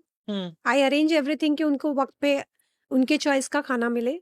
ज्यादातर उनको अपना ट्रेडिशनल खाना पसंद आता है, दाल रोटी सब्जी, what they like, right. And अगर उनको कुछ और पसंद है तो I try to cook at home for them, right. And थोड़ा सा उनको एक्टिव रखने के लिए, थोड़ा उनको अगर उनको पसंद है घूमना, या फिर उनको थोड़ा बोलना चाहिए नीचे जाओ थोड़ा वॉक करो, घर पे वॉक करो। बाकी तो फिर वो जितना सुने उतना ही। नहीं, लेकिन है ना, पेरेंट्स सुनो बच्चों की, क्योंकि आप अगर गलती से बीमार हो गए तो पूरे बच्चों को, परिवार को झेलना पड़ेगा। और एक दिन हर किसी की जिंदगी में आने वाला है, आप हॉस्पिटल जाओगे, वो डेथ बेड पे जाओगे। थोड़ा इमोशनल और स्ट्रेट फॉरवर्ड बोल रहा हूँ, लेकिन बच्चों को तकलीफ मत दो। बच्चे बोल रहे हैं एक्सरसाइज करो पापा, एक्सरसाइज करो मम्मी, वॉक पे जाओ, लाफिंग थेरेपी लो, अच्छा खाना खाओ तो खाओ, आपकी जिंदगी बढ़ा रहे। थोड़ा उनको पैसा भी उनका कम लगेगा। अगर आज हॉस्पिटल में एडमिट होने वाले हो तो 5 साल के बाद होगे और अच्छी जिंदगी जियोगे।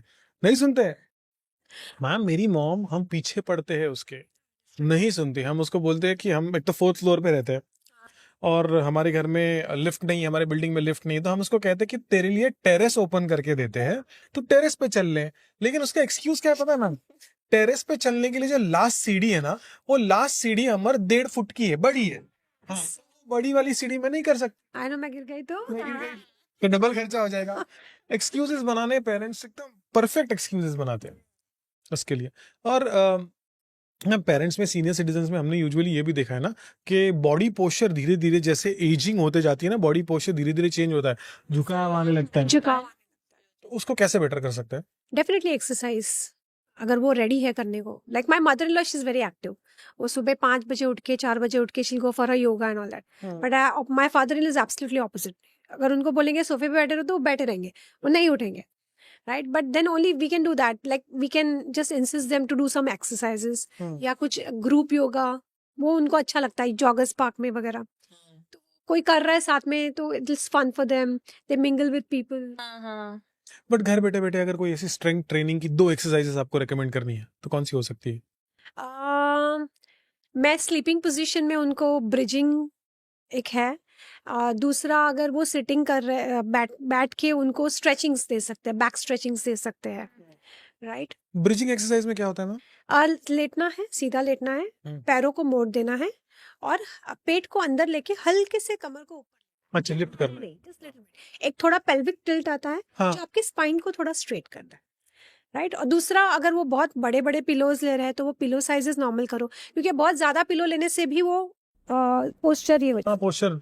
मगर आजकल सीनियर सिटीजन का इश्यू है कि वो लोग भी मोबाइल लेके बैठ रहे हैं। हाँ। वो भी एक रीजन है कि उनका पोस्चर झुक रहा है। मैम, वो पोस्चर करेक्शन के लिए जैकेट्स आते हैं, क्या कहते हैं? बेल्ट्स आते Belts हैं आते हैं। एक, हाँ। हाँ। तो वो यूज करना कितना इफेक्टिव है? इफ पेशेंट, लाइक अगर आपके पेरेंट्स कंफर्टेबल है तो, क्योंकि थोड़ा बहुत कैसे होता है ना, जेनेटिक भी होता है। अभी इतनी एज हो गई रहती है, उनका स्पाइन का ही वो कर्वेचर आ जाता है, तो आप उसको ज्यादा करेक्ट नहीं कर सकते। That will be painful for them sometimes. You can prevent, but अगर हो चुका है तो ज्यादा कुछ नहीं कर सकते। एक्सरसाइज से उसे थोड़ा बहुत और ठीक किया जा सकता और बर्स्ट ना हो, हाँ। उसका ध्यान रखा सकते। हाँ मैम, अभी वापस एक बार डिटॉक्सिफिकेशन पे जाते हैं। तो बॉडी डिटॉक्सिफिकेशन के लिए और कौन सी थेरेपी लोग ले सकते हैं? बॉडी डिटॉक्सिफिकेशन के लिए किलेशन थेरेपी भी ले सकते हैं। किलेशन थेरेपी में क्या होता है कि कुछ विटामिन्स और मेडिकेटेड एजेंट्स को बॉडी के अंदर इन्फ्यूज किए जाते हैं। वो हमारे टॉक्सिन्स, जो मैंने बताया ना, हैवी मेटल्स, उसके साथ बाइंड करके वो यूरिन से निकल जाता है। किलेशन से और भी एक फायदा होता है कि वो नए कोलैटरल्स हार्ट के लिए बिल्ड करने में हेल्प करता है। ओके। राइट, जब हम ये थेरेपी लेते हैं तो किसी तरह के आगे चल के ब्लॉकेजेस को प्रिवेंट कर सकते हैं। राइट, बॉडी के टॉक्सिन्स निकल जाते हैं, तो it definitely helps overall. Like एक है, बोले ना, बॉडी डिटॉक्स हो गई तो आपकी एनर्जी लेवल्स बेटर हो जाती है, डायबिटीज़ में फ़र्क पड़ता है, ब्लड प्रेशर में फ़र्क पड़ता है। आप किसी को बहुत ज़्यादा चेस्ट पेन या फिर ब्रीदिंग इश्यू, ब्रेथलेसनेस फील होता है, तो जब ये कोलैटरल्स बिल्ड होते हैं तो उसमें भी फ़र्क, वो सिम्टम्स भी बेटर हो जाते हैं। मैम मतलब किसी को अगर ब्रेथलेसनेस फील होता है, जैसे 4-5 सीढ़ियाँ चढ़ लो तो हाफने लग जाता है इंसान, तो उसमें ये किलेशन थेरेपी बेस्ट? या इट विल हेल्प। मैम बच्चों के लिए सही न्यूट्रिशन क्या होता है और उनके एज के हिसाब से उनको सही डाइट क्या देनी चाहिए? ओके, मुझे लगता है कि बच्चों के लिए सबसे न्यूट्रिशियस और हेल्दी फूड क्या होती है, जो उसकी मम्मा एक ट्रेडिशनल डिश बनाए, या उसकी नानी के हाथ का खाना, या उसकी दादी के हाथ का ट्रेडिशनल फूड। राइट, हमारी जो इंडियन कल्चर है ना, वो बहुत ही बढ़िया है, बहुत ही सोच समझ के हमारा फूड प्लान हो चुका है। पूरे वर्ल्ड में सब लोग ये जानते हैं। राइट, हमारे जो seasonal fruits, seasonal vegetables, seasonal recipes जो घर पे बनती है, जैसे कि विंटर है, गोंद के लड्डू। My mom is a beautiful cook. I think वो जो बना के मुझे खिलाती है, उससे हेल्दी मेरे लिए कुछ हो ही नहीं सकता, क्योंकि वो जो भी इंग्रेडिएंट्स यूज कर रही है, वो जिस प्यार से बना के खिलाती है, वो बच्चों की सेहत के लिए बेस्ट होता है। Right, same thing I would love to do with for my kids too. Right, अगर मैं न्यूट्रिशन की बात करूँ तो व्हाट आई डू इज, मैं कोशिश करती हूँ कि मेरे घर में कोई जंक रखूँ ही नहीं, हाँ। ऑप्शन ही ना रखूँ। बच्चा आता है, भूख लगती है, अगर जंक पड़ा है तो मैं उसको स्टॉप नहीं कर सकती। हाँ। राइट, तो बेटर रखो ही मत। ज्यादा से ज्यादा क्या, बच्चा, मेरी बेटी हमेशा कंप्लेन करती है, मम्मा घर पे कुछ है ही नहीं। मैंने बोला ठीक है, कुरमुरा है, सिंग चना है, फ्रूट्स है, नट्स है, डेट्स है, why don't you have that? भूख लगेगी, खाते ही है। जितने ऑप्शन देंगे उतने जंक फूड के वो खाते ही खाते जाएंगे। सेकेंडली, अगर आप खुद चॉइसेस अच्छे रखते हो, जैसे कि अगर खुद आप रेस्टोरेंट में जाके पेप्सी और स्प्राइट खाने के साथ ले रहे हो, आप अपने बच्चों को मना नहीं कर सकते। कह सकते हैं। तो थोड़े अपने चॉइसेस भी इम्प्रूव करने ज़रूरी है। राइट, सेकेंडली आई ट्राई कि मैं ऐसे जो रेसिपीज मेरे बच्चों को बाहर पसंद है, वो मैं घर पे कुक करूं। जब वो रेस्टोरेंट जाते हैं और मंगाते हैं, मम्मा कितना बकवास है, आपने अच्छा बनाया था, कल मुझे आप ये वीकेंड में आप मुझे ये बना के खिलाना। राइट, उसमें भी healthier option. Right, so keep innovating, और अपने बच्चों को अपने साथ कुक करने के लिए इनवाइट कीजिए। It is an activity for them. और जब वो देखेंगे कि आप हेल्दियर ऑप्शंस के साथ कुकिंग कर रहे हो, वो आगे चल के चूज करेंगे। तो दे गेट कॉन्शियस। मैं नहीं बोलती कि आप बंद कर दो पिज्जा बर्गर, वो पॉसिबल नहीं है। शायद मैं ना दूं, वो बाहर जाके खाएगा बंदा, किसी के बर्थडे में जाके खाएगा बंदा, ठीक है। बट मैं अगर उसको एक इतना कॉन्शियसनेस दूं कि हाँ तुमने आज जंक खाया है, अभी पूरा हफ्ता भाई सही खाओ। अगर आप 70% ऑफ द टाइम अपने बच्चों को अच्छा खाना दे रहे हो, बीच में अगर वो मैसअप भी कर भी रहे, इट वोंट मैटर मच। और आजकल मैम अब ये भी देखा जाता है ना कि बच्चे यूजुअली एक्सरसाइज नहीं करते, ग्राउंड पे नहीं जाते खेलने के लिए, लेकिन मम्मी या दादी ठूस रही है, बेटा बढ़ रहा है खिलाओ उसको, बेटा बढ़ रहा है खिलाओ उसको। तो पोर्शन मैनेजमेंट कैसी करनी चाहिए? पोर्शन मैनेजमेंट कैसे करनी चाहिए? It's a very good question. See, जब भी मुझे लग रहा है कि मैं कुछ बाहर से मंगाने वाली हूँ, आज संडे है, I try to give them something before that food comes. घर का कुछ या तो फिर अगर मैं पता है कि आपका बच्चा बाहर अभी पार्टी में जाके बहुत ज़्यादा कोल्ड ड्रिंक पीने वाला है, तो उसको घर से 2 ग्लास कुछ लिक्विड मीन्स कुछ अच्छा हेल्दियर ड्रिंक पिला दो, या कुछ खिला के भेजो, ताकि वो बाहर जाके ओवर ईटिंग ना करे। Right, you can do that. My son is also food lover. Right, वो उसके 1 या 2-3 डोसे हो जाते, तो मैं, बच्चा और कितना दूं? हाँ बस मम्मा लास्ट। तो आई एम सिग्नलिंग हिम के इनफ हो गया, ही अंडरस्टैंड्स दैट। राइट, तो कोडेड लैंग्वेज है ना बाप की अपने बेटे के साथ। वो बच्चे को भी समझ में, हाँ मैंने शायद ज्यादा खा लिया, इनफ हो गया मुझे, हाँ हाँ मम्मा ठीक है अभी ये लास्ट। राइट, तो actually maybe have to signal it. But ये मैम ये ना मॉम का प्यार है, मॉम के प्यार कभी भी ना कंट्रोल में होता है, लेकिन नानी और दादी का प्यार ना कंप्लीट कंट्रोल के बाहर। और एक ले ले बेटा, और एक ले ले। बेटा तो खा नहीं रहा है ना, खा ले। अभी हम थोड़े डाइट कॉन्शियस है, वेट कॉन्शियस है। अब मेरा वेट है 88 kg का, अगर मुझे कैलोरी इनटेक लेना है, मैं प्लान करता हूँ कि मुझे 2000 कैलोरीज दिन में कंज्यूम करनी है, तो मैं ना सिर्फ 35 ग्राम की एक छोटी सी व्हीट की चपाती खाता हूँ। वही मेरी मतलब दादी बच्चों को कम से कम 150 ग्राम की चपाती खिलाती है। तो इसको कैसे कंट्रोल करना चाहिए, अंडरस्टैंडिंग कैसे सीनियर सिटीजन्स में बैठे कि बच्चों को ज्यादा ओवर ईटिंग भी नहीं करवानी चाहिए, क्या कर सकते हो एक शॉर्टकट?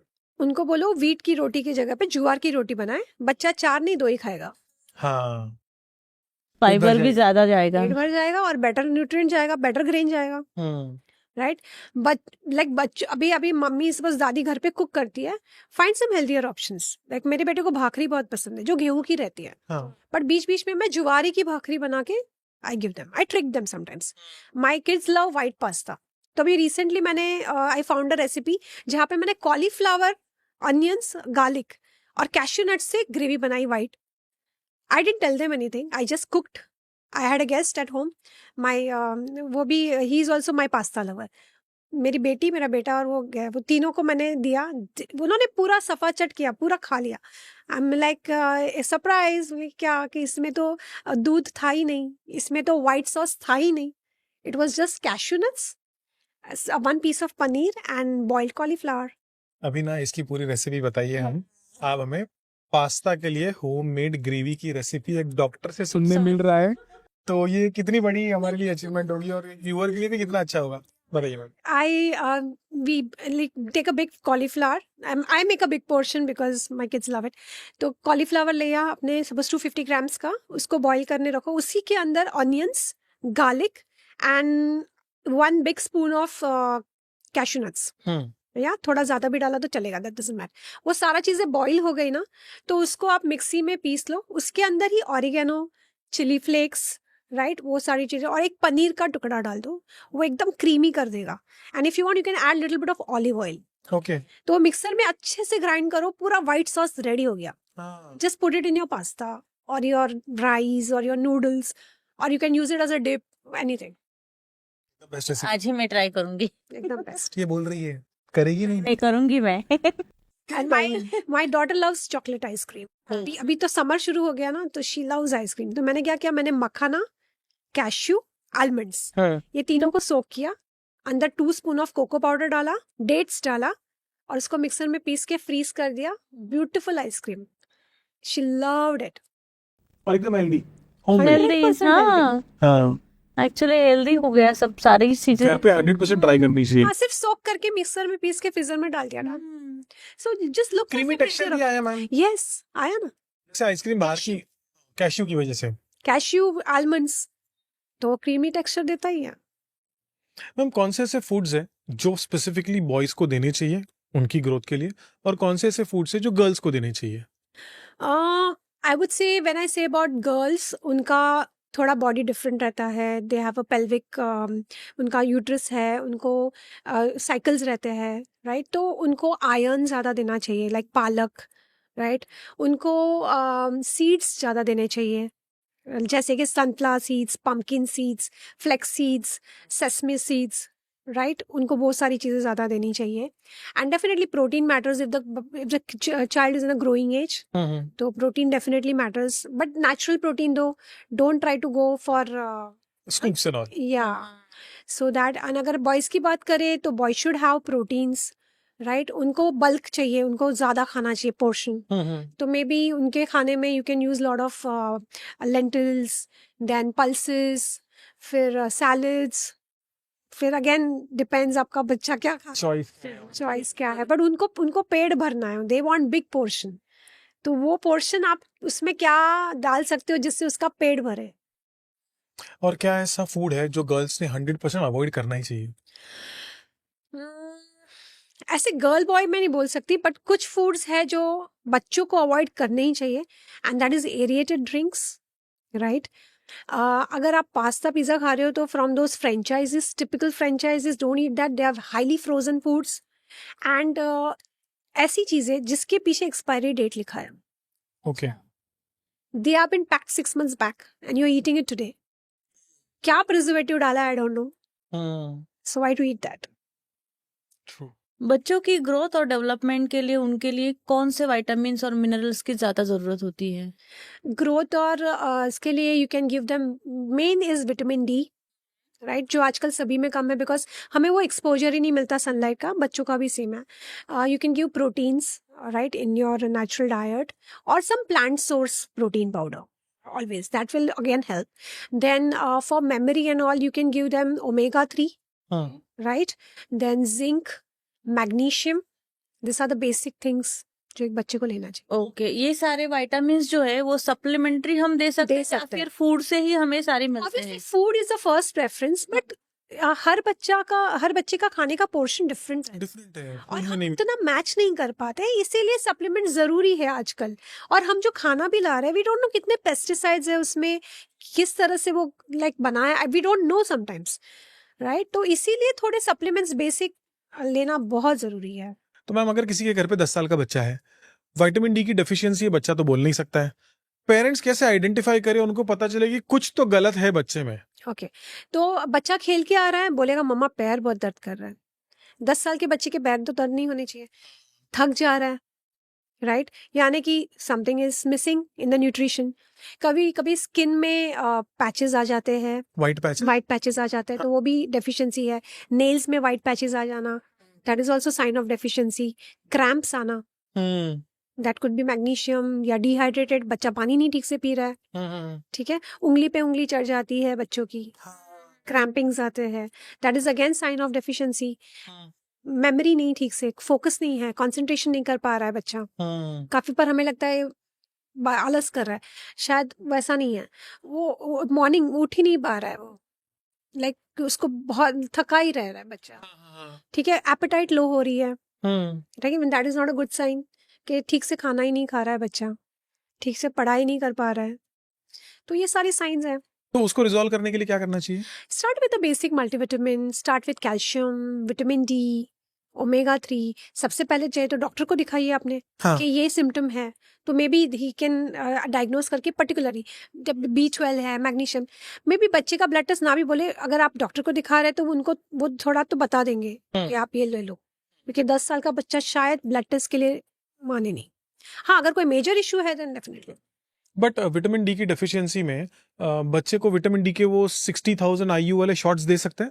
आई थिंक बच्चों का अलग डोज आता है, हाँ. तो यू शुड टेक दैट. अच्छा, लग रहा है कि 10 साल का बच्चा है, थका हुआ है, सुबह उठने के बाद में फटीग उसको लगता है, खेल के आता है तो पैर दुख रहे हैं, मम्मी मुझे ऐसा थकावट लग रही है, विटामिन डी की डेफिशिएंसी है, तो क्या करना चाहिए पेरेंट्स ने? पहले उनका बच्चे का वेट, उसकी एज वो मैटर करती है, उसकी रिक्वायरमेंट क्या है. नॉर्मली 500 to 10,000 IU का डोज आप दे सकते हैं vitamin D, and you can repeat it after 2-3 months, okay. जब तक कि आप देखो कि सिम्टम्स ठीक है. और अगर आप सब कुछ ठीक चल रहा है, फिर भी 6-6 महीने में तो रिपीट करना ही चाहिए. विटामिन डी के डोसेस. वेट के डिफिशिएंट हो जाए फिर मैं तो ओमेगा 3 जो है वो कैप्सूल फॉर्म में आता है, तो अगर छोटे बच्चे जैसे 8-9 साल के, 10 साल के हो, तो उनको कैसे हम दे सकते हैं? बिकॉज वो बड़ी कैप्सूल तो कंज्यूम नहीं कर सकते, but you do get chewables of omega 3. Okay, chewable forms भी आते हैं, गमीज. ओके. ओमेगा 3 अगर हम बच्चों को देते हैं तो उनकी बॉडी में क्या चेंजेस लॉन्गर टर्म में हमें देखने के लिए मिलेंगे? Omega 3 is a good fats, right. हमारा ब्रेन का जो फूड है वो है गुड फैट्स. स्किन, ब्रेन, फिर आपके ऑर्गन्स, इंटरनल ऑर्गन्स में भी वो फर्क लगता है, राइट. एक्चुअली उसका ऐसे visible difference, but definitely you come to know actually gradually. 6 months आपको पता चल जाएगा ना? 3 to 6 months लगता ही है कोई भी डेफिशिएंसी का कवर. अब बच्चों की मेमोरी अगर इंक्रीज करनी है, मैं मैक्सिमम कंप्लेंट होती है, बेटा 10 स्टैंडर्ड में गया है, कंसंट्रेशन नहीं लगता है बराबर से मेमोरी में, उसके जो एग्जाम का करिकुलम है वो जा नहीं रहा है. तो पेरेंट्स ने क्या ऐसे स्टेप्स लेने चाहिए कि बच्चों की मेमोरी ज्यादा बूस्ट हो? आप उनको ऐसे फूड्स दे सकते हैं जैसे कि रात को आप अखरोट, आलमंड्स, मामरो आलमंड्स जिसे कहते हैं, उसको भिगो के रखो. अभी हम देखते हैं कि जो अखरोट है उसका शेप भी ब्रेन जैसा है, तो वो अपने ब्रेन के लिए बहुत ही अच्छा है. आप उनको ब्राह्मी दे सकते हैं. Brahmi is again very good for memory. Okay. Brahmi की भी आपको आयुर्वेदा पाउडर्स भी आते हैं, और उसके आप प्लांट सोर्स टैबलेट्स भी आती है, तो वो आप रेगुलरली उनको दे सकते हो. उनका ठीक से टाइम पे सोना वो बहुत इंपॉर्टेंट है उनके मेमोरी और फोकस के लिए. कुछ बच्चे 12-1 बजे तक जागते रहते हैं, 2 बजे तक, ऐसे नहीं. उनको लाइक 10, 10:30, 11 तक उनकी 8 घंटे की नींद होना ज़रूरी है, डाइट ठीक से होना ज़रूरी है, हाइड्रेशन इज़ इम्पॉर्टेंट।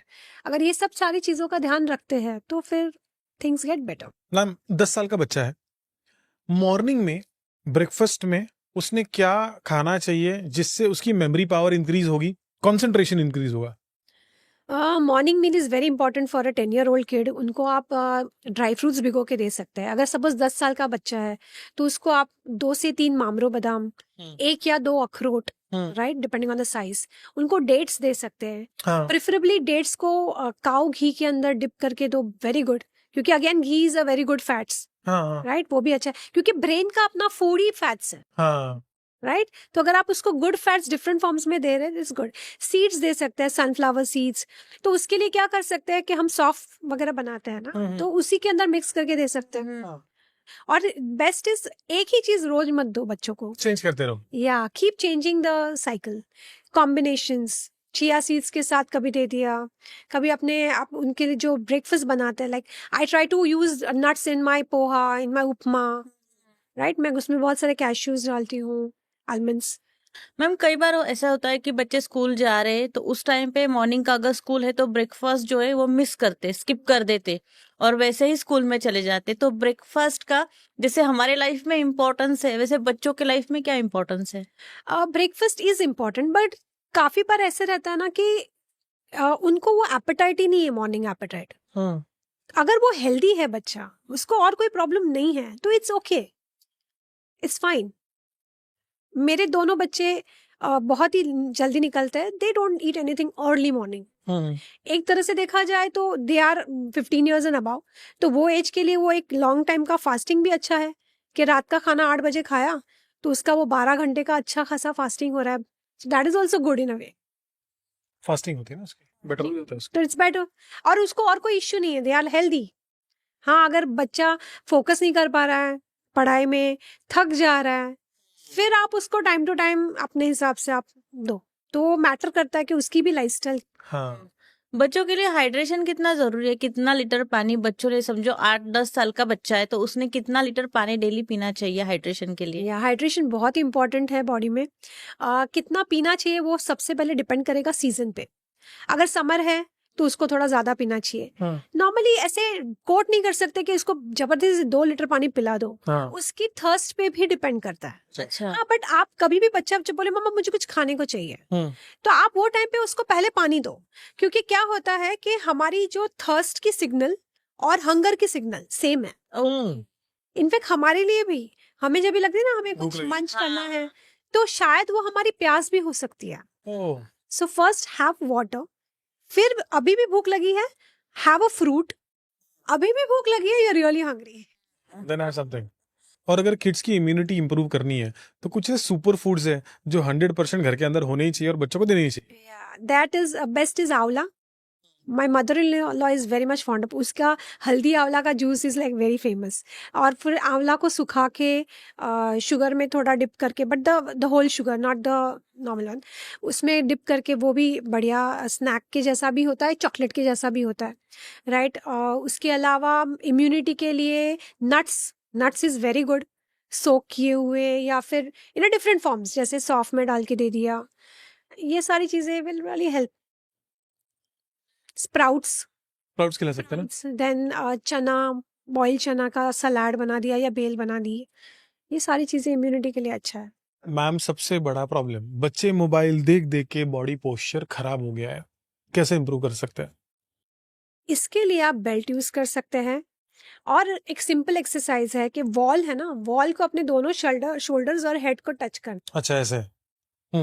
फिर उल्टा सो के गो अप, योगा पोजीशंस वो कर सकते हैं। वो एग्जैक्टली कैसे करना? Pull ups, hmm. That is the best thing, pull ups. उसमें आपका स्पाइन एकदम मस्त स्ट्रेट हो जाता है। तो ये बेसिक चीजें हैं खेल खेल में। मेन तो उनका जो बैग रहता है हैवी, वो उनके पोस्चर को खराब करता है, and secondly as you said they are studying और mobile, so that is really causing a problem. Decathlon में ना 2000-3000 का एक पुल अप रॉड आता है। यस, मेरे घर पे वही है। हाँ हाँ, मगर फिर अभी उनको कन्विंस करना पड़ता है कि भाई जाओ लटको। करेंगे धीरे धीरे करेंगे, आदत डालेंगे, हैबिट कर देंगे ना मैम तो कर देंगे। हमने भी हमारे घर पे वो पुल अप रॉड लगाया है, बड़ा बेटा छोटा बेटा आते जाते। इसलिए आपका बेटा बहुत टॉल है। तो वो यूज करते हैं, तो पुल अप रॉड भी एक्चुअली कर सकते हैं जिससे बॉडी पोस्चर आपका एकदम बेस्ट। बेस्ट थिंग, क्योंकि उसमें एकदम मस्त स्पाइन अच्छे से स्ट्रेट हो जाती है। और बैकपैक्स बहुत हेवी हो गए, बहुत ज्यादा। स्कूल बैग्स, उसको कम तो कर नहीं सकते हैं। उसकी वजह से स्पाइन पर और पोस्चर पर पूरा इम्पैक्ट आ जाता है। पर मैम बच्चे ना अभी देखो आजकल की सिचुएशन में ना ऐसे झुक झुक के चलते भी है, तो ऐसा क्या हम रिजीम या स्ट्रिक्ट उनको बोल सकते हैं कि कैसे वॉक करना चाहिए कि जिससे तुम्हारा बॉडी पोस्चर एकदम स्ट्रेट रहे? कुछ ऐसी exercise? Exercise as I said, best is wall पे आप स्ट्रेट ये करो, फिर हाथ पे पुशअप्स, हाथ पे पुशअप्स करो, ये भी बहुत सिंपल, वॉल पुशअप्स कर सकते wall Start pushup with- simple कर सकते हैं हैं, ना। या that will also help for the back के लिए। एक 10 वॉल पुशअप से अगर रिजीम स्टार्ट किया तो आगे जाके फ्यूचर में उनको बेटर हो जाए। मैम आप फिजियोथेरेपिस्ट हैं, फिजियोथेरेपी का रोल एक आम इंसान की लाइफ में कितना इंपॉर्टेंट है? फिजियोथेरेपी एक्चुअली सभी के लिए ज़रूरी है if you are conscious about it. Physiotherapy होता क्या है, it is a combination of manual therapy with modalities. But इसकी खास बात ये होती है कि जब कोई बंदा आता है तो उसकी नीड क्या है, उसके सिम्टम्स क्या है, वो देख के एक प्रोग्राम डिज़ाइन किया जाता है। It is a very creative field actually, you know. तो वो एक प्रोग्राम डिज़ाइन होती है, एक सेट ऑफ एक्सरसाइजेज डिज़ाइन होती है जिससे उनको बेटर लगे। जैसे कि फिजियोथेरेपी इतनी इम्पॉर्टेंट भी है जो कभी कभी आपको सर्जरी से भी बचा सकती है। अच्छा, like we had a patient, वो पूरा लिम्प करके आया था, like limp, in fact he was a young guy, 21 year old boy. उसके स्पाइन में स्पॉन्डिलोसिस था, उसकी नर्व कंप्रेशन हो रही थी, उसकी वजह से उसके लोअर लिम्स में वीकनेस थी, तो he couldn't lift up his leg properly, तो वो लिम्प करके, and he was obeys also, तो लिम्प करके आ रहा था within weeks physiotherapy, right. और कुछ नहीं, सिर्फ physiotherapy modalities, PMF and traction and all that, उससे उसका पावर बेटर हो गया within a weeks time, उसकी गेट, उसका चलने का बेटर हो गया, राइट। और उसकी सिटिंग कैपेसिटी भी अच्छी हो गई। पहले वो बिल्कुल नहीं बैठ पा रहा था, बोला था मुझे पढ़ाई, मैं क्लासेस ही नहीं जा पा रहा हूँ, I am not able to sit only. तो वो पहले बिल्कुल नहीं बैठ पा रहा था, तो अभी वो 1.5-2 घंटे का लेक्चर अटेंड कर रहा है। और जो मैम ऑफिस वर्कर्स होते हैं ना, बहुत टाइम तक 10-10 12-12 घंटा बैठना ही है, टेबल पे ही आपको काम करना है, तो उन्होंने फिजियोथेरेपी के सेशंस कैसे लेने चाहिए? उनको पोस्चर के लिए लेने चाहिए, और सी बेसिकली 2-4 सिंपल एक्सरसाइजेस सीख लेनी। जैसे अगर आपका ऑफिस टाइम है, आप पूरे टाइम पे बैठ रहे हो, अलार्म लगा दो, शुरुआत में ना आप अलार्म लगा लो, every 1 hour just get up and take a round and come back. होना जरूरी है। Second, pumping of the calf muscles, यानी कि एंकल टो कहते हैं जिसे हम, वो बैठे बैठे आप कर सकते हो। That is again a very good exercise जो आपके पैर को स्टिफ होने से। वो कैसे करेंगे मैम? सिर्फ जस्ट एंकल टो, आप बैठे हो, you just lift up your heels, put it down, okay, right. ये एक एक्सरसाइज कर सकते हैं। पोस्चर करेक्ट करो, every time go back, stretch yourself, and come back again. हर 2 घंटे में 2-3 स्ट्रेच कर दो, तो ये भी बहुत ही बढ़िया है, right. And if possible go for a walk, थोड़ा exercises, so definitely help. Cervical spondylosis में भी फिजियोथेरेपी रेकमेंड होती है, यस। एग्जैक्टली कैसे हेल्प करता है? सी कैसे होता है सर्वाइकल स्पॉन्डिलोसिस में, जो 2 हड्डियां, वर्टिब्रल कॉलम्स रहते हैं, वो उसका या तो स्पेस कम हो जाता है, तो उसके बीच में जो डिस्क है वो दब रही है, वही बाजू में जो नर्व्स जाती है, जो हमारे मसल्स में जाती है, हेड में जाती है, बैक में जाती है, वो नर्व्स को कंप्रेस करती है, लाइक पिंच करती है, उसके वजह से पेन होता है। काफ़ी बार हाथों में मुंगी आना, झुंझुनाहट होना, पेन होना, या फिर कमजोरी होना, ये सारे सिम्टम्स होते हैं। किसी को हेडेक, चक्कर आना, वो भी होते हैं। So what we do is, we first उनका जो पेन है वो हम टेक केयर करते हैं। वी गिव इलेक्ट्रोमैग्नेटिक थेरेपी, हम टेंस देते हैं ताकि उनका न्यूरल पेन कम हो। वी गिव ट्रैक्शन, ताकि वो जो इम्पिंजमेंट है वो कुछ हद से वो प्रेशर कम हो, तो उससे वो they feel very good after 10 to 12 days of sittings. They are like, I always say that 60-70% better means you are feeling very good. उसके बाद we give them neck strengthening exercises, neck muscles के static exercises देते हैं जिससे उनके muscle strong हो, ताकि धीरे धीरे धीरे फिर वो पेन भी कम हो जाए, और उनके मसल अगर स्ट्रांग है तो वापस से वो स्ट्रेस नहीं आएगा। सबसे पहले ये होता क्यों है, क्योंकि आपके बैक और नेक मसल्स वीक हो जाते हैं विद अ बैड पोस्चर, तभी वो स्पॉन्डिलोसिस और वो सब, क्योंकि तभी आपके वर्टिब्रे पे वो प्रेशर जाने लगता है, क्योंकि आपके मसल्स होल्ड नहीं कर पा रहे। So that's why the whole cycle begins. Neck strengthening exercises कौन सी हो सकती है? For neck, you want to see that? या वेरी सिंपल एक्सरसाइजेस। आप दोनों हाथ को अपने फोरहेड पे रखो हाँ और सिर को फोरहेड पे दबाओ। ओके टेक इट बैक, सिर को सी टू इट के और head doesn't go this, head remain straight, but आप सिर्फ अपने सिर से प्रेशर दे रहे हो। And same thing on sides, Okay. sides. This is a very simple static exercises. And one more, and that is chin tucks. हाँ No, not this. It has to be absolutely straight. Hmm Straight and coming back. Yeah. इससे आपका double chin भी कम होता है। Ali sir ने भी एक podcast में बताया था कि आप नॉर्मल एक टाल को लो, टाल को आपके सर के पीछे रखो, नेक के बीच में, और टाल को खींचो और अपने नेक को पीछे लेके जाओ। आप अगर ऐसे 10 बार भी करोगे तो आपके नेक का जो खिंचाव है एकदम अच्छा होगा और आपको एकदम इमीडिएटली रिलीफ होगा। मैंने ये ट्राई किया था मैम और बहुत अच्छा लगा था उससे। मैं हर बार जब जिम जाता हूँ ना तो 5 मिनट के लिए मैं वो एक्सरसाइज करता हूँ और रिलीफ मिलता है। राज शमानी के पॉडकास्ट में Yes. अली सर ने ये ट्राई किया था। मैम अगर किसी को स्पाइनल कॉर्ड इंजरी है कि कोई पेशेंट को, तो फिजियोथेरेपी से वो फिर से चलने लगता है? सी वो डिपेंड करता है कितने डिग्री का, मीन्स कितना इंजुरी है। अगर वो कंप्लीटली 100% इंजर्ड है तो फिर उसके लिए सर्जरी रिकमेंडेड है। It all depends actually in that case, या पेशेंट टू पेशेंट। और व्हील चेयर पे अगर कोई बैठा हुआ है और उसको फिजियोथेरेपी की जरूरत है तो वो कैसे ट्रीट हो सकता है? या अगर वो व्हीलचेयर पे बैठा है यानी कि उनके जो पैरों की ताकत कम है तो हम उनको एक्सरसाइज कराते हैं जिससे पैरों की ताकत बढ़े। बट अगेन वो व्हीलचेयर पे क्यों है वो भी बहुत इंपॉर्टेंट है। अगर उसको पैरालिसिस हो गया है या फिर हेमाटोमा है या उसकी नसें बिल्कुल भी नहीं काम कर रही या मस्कुलर डिस्ट्रोफी है तो वैसे केसेस में recovery is different. Physiotherapy usually आज के सिचुएशन में किसने लेनी चाहिए? सभी ने लेनी चाहिए क्योंकि कहीं ना कहीं किसी ना कुछ दर्द होता रहता है, किसी का नेक। क्योंकि एक बहुत सिंपल चीज़ है, जब हम काम करते हैं ज़्यादातर हम लैपटॉप पे रहते हैं। आजकल हर कोई लैपटॉप या मोबाइल पे रहता है। आप ऑब्जर्व कीजिए जब आप काम कर रहे हैं ना, 1 मिनट रुक जाइए एंड आपके शोल्डर को रिलैक्स कीजिए। Just relax your shoulder. आप देखोगे हेवीनेस नहीं, लिटरली वो नीचे गया, इसलिए कि वो नॉर्मल नहीं था, वो टेंस्ड अप था, इसलिए वो भी नीचे गया ना। So you are working in that tensed up position whole day. तो और क्या होगा? और फिजियोथेरेपी से भी बेटर होगा। फिजियोथेरेपी में अगर आप ये सारी थोड़े बहुत 1-2 एक्सरसाइजेस समझ लो, ये कॉन्शियस हो जाओ कि आपने आधा घंटा काम किया, आप कुछ स्ट्रेस में हो, किसी के कॉल पे बात कर रहे हो, and then you suddenly realise oh I can go back. आपने रिलैक्स कर दिया। So physiotherapy works wonders. वो एक्चुअली नेचुरल पोजीशन है ही नहीं। हम नेचुरल पोजीशन जो है हमारी रिलैक्स में है। अभी भी हम कितने टेंस होके ऐसे बॉडी पोस्चर में बैठे हैं, हमें पता नहीं है, पता ही नहीं है। बट लेकिन है। या इसीलिए जब बहुत ज्यादा स्ट्रेस होता है तो हमें नेक पेन होता है हाँ या बैक पेन होता है। It is again one of the science of high stress. Shoulders heavy हो जाते हैं कई बार। मैम विटामिन के बारे में थोड़ा बात करते हैं, बिकॉज आना विटामिन का नॉलेज जो मैम के पास में है वो तो मैं 100% लेना चाहूंगा। हम आए थे आपके क्लिनिक में और आपने बताया था मैग्नीशियम वाटर के बारे में। या तो मैग्नीशियम वाटर होता क्या है और वो कैसे हेल्प करता है मैम? मैग्नीशियम हमारे मसल्स के लिए बहुत ज़रूरी होता है और बहुत ही सिंपल है ये चीज़। ये हमारी मीन्स बहुत पुरखे से आता है। जब हम बोलते बहुत थक गए तो दादी नानी क्या करते थे, एक बकेट में वो पूरा इप्सम सॉल्ट आता है बड़ा वाला, वो डालते हैं, इसको घोल के पैर अंदर रख दो। That is magnesium what gets absorb through your skin. Right. So it is that simple. तो कैसे प्रिपरेशन करनी है इप्सम सॉल्ट की और उसकी?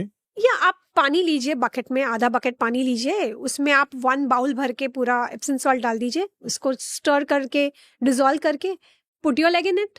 गर्म पानी लेना है या लिटिल बिट वार्म वाटर, और 10 से 15 मिनट रखना है। यस 10-15 मिनट्स आप रखे वहां पे, आपके पैर रिलैक्स हो जाएंगे। जो क्रैम्प्स आते हैं उसमें फर्क पड़ जाता है। It's very relax. मैंने एक्चुअली ट्राई किया था ये। ऐसा फील होता है कि कुछ हो रहा है पैरों पे, ऐसे थोड़ी सी झंझनाहट छोटी छोटी ऐसे सॉल्ट की वजह से फील होता है। मराठी में हम कहते थोडंसं मुंग्या येतात थोड्या थोड्या आणि असं वाटतं की काहीतरी आपण करतो. But after that ma'am I have done this session Epsom salt वाला for more than 2 times and I slept really well that night. You get very good sleep. Magnesium से नींद भी बहुत अच्छी अच्छी आती। ग्लाइसिनेट लेना चाहिए ना, magnesium glycinate. Glycinate is the best combination. Magnesium की डेफिशिएंसी किसी के अंदर है, कैसे आइडेंटिफाई हो सकती है? सिम्टम्स नॉर्मली लेग में क्रैम्प्स आना ये एक रहता है। वैसे मैग्नीशियम बहुत सारी चीज़ों के लिए यूज़ होता है, मीन्स बहुत सारे फंक्शंस है उसके, हार्ट के लिए। बट ये सारी चीज़ें हम उससे हमें वो पता नहीं चलेगा। पता नहीं चलेगा।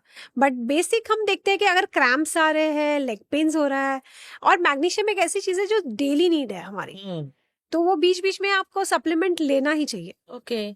हाई डेली के फूड से हमें मैग्नीशियम कैसे मिल सकता है रोज खाने के? क्या खाए तो मैग्नीशियम मिले? बनाना इज अ गुड सोर्स, और in fact banana is a very good source for many vitamin. So I always recommend a banana in the breakfast. वो आपको स्लो एनर्जी भी देता है, plus it gives you multiple. लोग कहते हैं कि बनाना खाने से ना वेट पुट ऑन होता है, तो जो डाइट कॉन्शियस लोग हैं जो वेट लॉस पर है वो बनाना स्किप कर देते हैं। या मैं जब डाइट देती हूँ ना, और मैं उनको बोलती हूँ मॉर्निंग में ब्रेकफास्ट के बाद एक छोटा सा इलायची केला खा लो, मैम केला खाने से तो वेट बढ़ता है। मैंने बोला पिज़्ज़ा खाने से बढ़ता है? तो बोलती है कि हाँ। मैंने बोला बर्गर खाने से बढ़ता है? तो क्या हाँ। कोल्ड ड्रिंक पीने से बढ़ता है? तो हाँ। चॉकलेट, आइसक्रीम, वो सब खाते हो ना आप? क्या हाँ, वो सब मैं खाती हूँ, बट मैं बनाना नहीं खाती। So it's answer your question. Banana खाने से वेट नहीं बढ़ता। बनाना, अगर कोई बहुत ही दुबला पतला है, अंडर वेट है, और उसने बनाना खाया, तो उसको शायद वेट के लिए हेल्प करेगा। बट अगर एक मोटा है और उसने बनाना खाया, तो जरूरी नहीं कि बनाना से वेट बढ़ रहा है। बनाना में बहुत सारे न्यूट्रिएंट्स है जो उसको स्लो रिलीज ऑफ एनर्जी देते हैं। यानी कि अगर सुबह सुबह किसी को 2-3 चाय की हैबिट है, उसको मॉर्निंग में आप नट्स और बनाना दे दो, उसकी जो सेकंड थर्ड टी शायद नहीं जरूरत पड़ेगी उसको। It gives you a very slow release of energy till your lunch. Pre workout के लिए बनाना कितना बेस्ट है? It's good, very good. क्या करता है? एनर्जी देता है वो, इमीडिएट एनर्जी नहीं, शुगर इमीडिएट एनर्जी देता है। बनाना स्लो रिलीज ऑफ एनर्जी होती है, कॉन्स्टेंटली थोड़ी थोड़ी एनर्जी अच्छे से दोपहर तक, यानी कि आपके पूरे वर्कआउट में वो आपको हेल्प करता है। थकावट महसूस नहीं होगी। थकावट महसूस नहीं होती, और पोस्ट वर्कआउट की जो टायर्डनेस है ना, वो फील नहीं होती। और वर्कआउट से पहले कौन से ऐसे सुपर फूड से जो हमने खाने चाहिए? सबसे बेस्ट तो as I said nuts is the best food. कोई लोग एग्स भी ले सकते हैं। If you are non vegetarian you can go for eggs, banana, fruit. तो बहुत ज्यादा स्वीटन बनाना नहीं लेना है। हाँ। Try to take a little bit, इलायची केला। या इलायची केला, और जो बहुत राइपन नहीं है, तो that is also very ma'am B12 की डेफिशिएंसी बहुत कॉमन हो गई है, बहुत बट हमें पता नहीं चलता है कि मुझे B12 की डेफिशिएंसी है। कौन से ऐसे सिम्टम्स बॉडी बताती है कि B12 की जरूरत है? B12 इज बेसिकली वो हमारे नर्व्स के लिए बहुत ही इंपॉर्टेंट है। मैंने अभी एक रिसेंटली एक पेशेंट को देखा था, वो लड़की 16 ईयर्स ओल्ड गर्ल, उसकी उंगली पे उंगली चढ़ जाती है सडनली। तो क्या होता है? ऐसे क्रैम्पल हो जाता है पैर की उंगली। काफी बार कुछ लोग पूल में जाते तो ऐसा होता है, हाँ हाँ हाँ। है ना? So we just gave her B12 and she was better. लेकिन ये एक मिथ भी है कि B12 में स्टेरॉइड होता है मेडिसिन में या फिर इंजेक्शंस जो डॉक्टर देते हैं, तो उसमें क्या सच्चाई है? अगर कोई डॉक्टर सिर्फ B12 दे रहा है तो उसमें स्टेरॉइड्स नहीं होता। अगर किसी ने मिक्स करके दिया तो अलग बात है। बट कोई भी बाहर आप मेडिकल से B12 की दवाई लेते हो, आई डोंट थिंक उसमें स्टेरॉइड, वो तो गलत बात है। मैम टिंगलिंग होती है हाथों में, नर्व्स ऐसे पैरों में नमनेस आ जाता है। हम महाराष्ट्र में कहते हैं कि पायाला जळजळ होते, मूंगे आल्या। Yeah, that is again one biggest symptom of B12. B12 is neural, right? तो हमारी जो पेरिफेरल्स है, जैसे कि टो है, फिंगर्स है, वहां पे आपको क्रैम्पिंग फील हो रहा है, ऐसे टिंगलिंग नमनेस लग रही है, that is a basic sign of B12 deficiency.